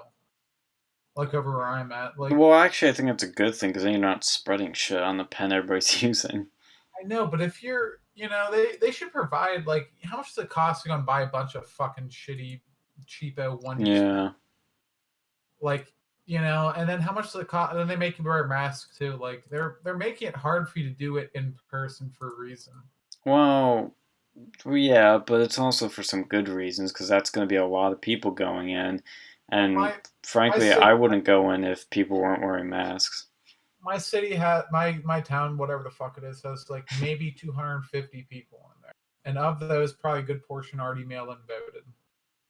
How much does it cost to buy like 1,000 like fucking pens? Maybe they won't get there in time. Maybe there's a pen shortage. I don't know. Not a pen shortage. Like how much does it cost for like a fucking mask? But well, right there. Like even let's say you order from Amazon, you're not getting an Amazon shipment till, depending on what you order, months. Like I'm saying, it's kind of complicated. For $5. Yeah, I'm saying you probably can, and if they can, that's great. But if I was them, I would encourage people to bring their own pens and say, "We have pens, but bring your own." To them, and then also get like a fucking bulk thing of masks because we only have like 250 people. It would not. Yeah, but where are you gonna get the masks? Huh? Where are you gonna get the masks? Let's go and check Amazon. I ordered masks months ago, and they still haven't come. Let's go and see. So I'm saying it's easier said than done. Depending on where you live, depending on the supply levels. This was going on months ago too. What was that? They knew this was going on months ago. Yeah, and people bought a bunch of masks, and now you can't buy them. You can't buy hand sanitizer, for example, at the store. Like the wet wipes, can't get them. You're probably not gonna get them for months. You could buy them. No. They have places you can buy this shit from. There are no wipes. None. There's no Lysol wipes. Hold on. For just a facial covering, let's see when the closest one will get here. May 20th. And like they could go and pay for express shipping. Let's see, a 15 count is $10 for basic face masks. So I mean, if they spent like it would cost them less than $100 to go and ensure voting in person work. And you're telling me they can't afford that? I mean, if they can get it, great, but you also gotta be careful that you're not buying up all the masks and nobody's using them. If I ordered it today, they would have ordered. If they gave a shit, they would have ordered it like a month ago or two. But at the same time, you gotta be careful ordering them soon because what if somebody needs those masks and all these voting places buy it up, and then people that do need masks can't get them right now. They could still. Not really. I've seen them before out there. Like they can ramp up production. Like that's not a problem right now. It's becoming not a problem, but it was a problem.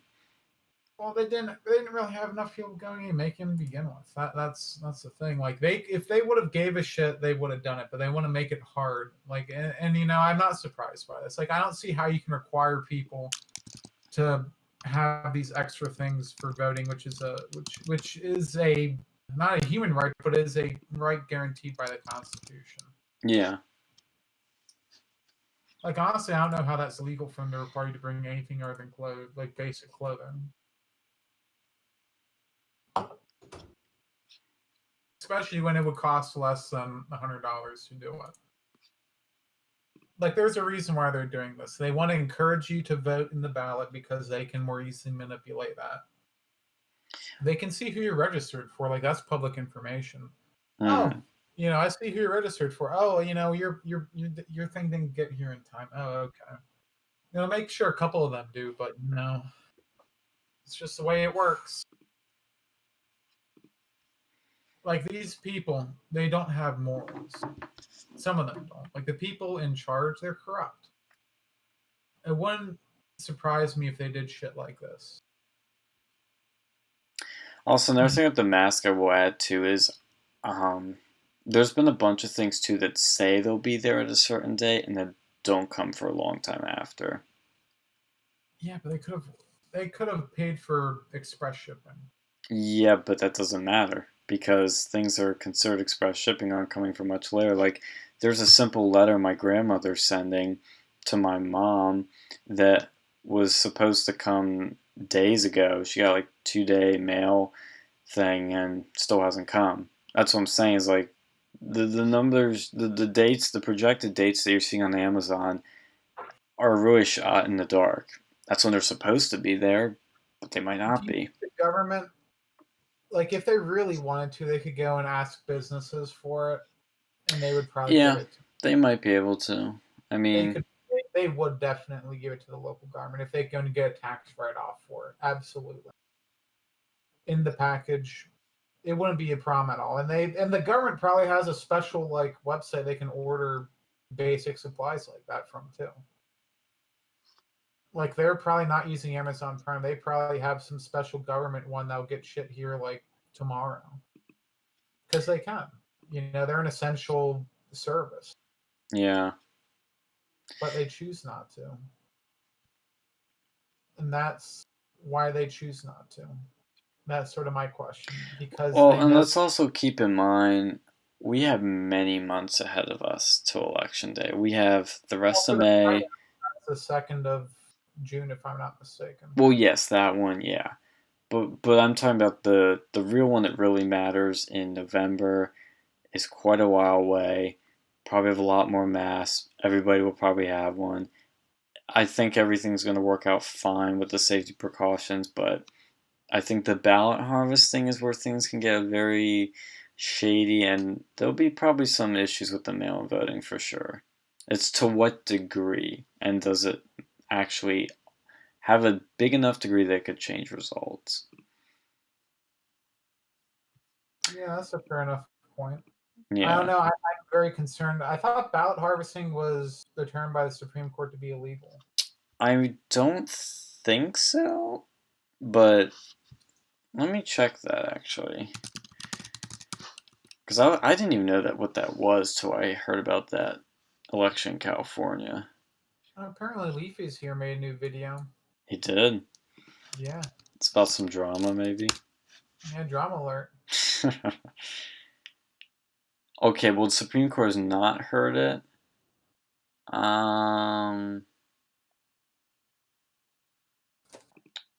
Let's see. Okay, this is complicated, as usual.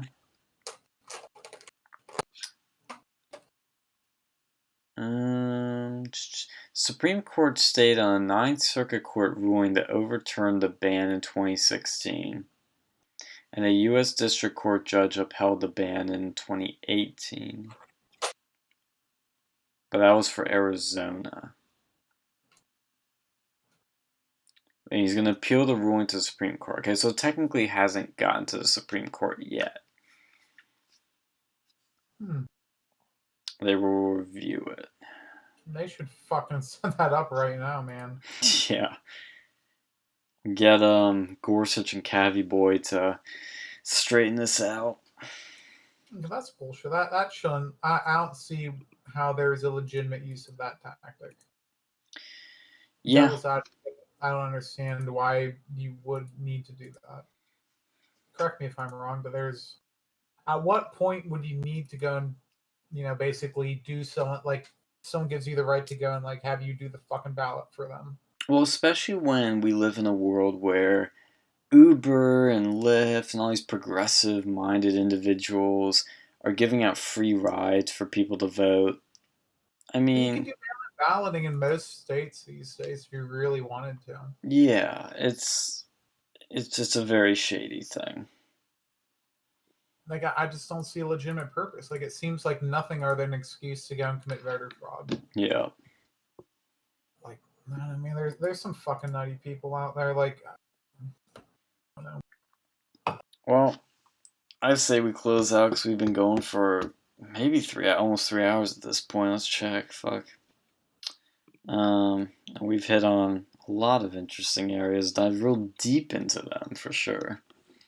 2 hours and 43 minutes. Yeah. So, any final thoughts? Last words of wisdom? I'm voting for Vermin Supreme. You had to bring it full circle beautifully. Oh god, libertarians. The bane of my existence. You would never grow up, some of these people. It's just, really, really frustrates me. But thank you everyone for tuning in. Please like, subscribe, share, do all that good shit to help support us and fight the big suppressive forces from the globalist YouTube algorithms and liberal biased individuals involved, left-wing biased individuals, I should say, with suppressing this shit. We'll see you later. Stay safe, and as always, wash your fucking hands. Later, Gator.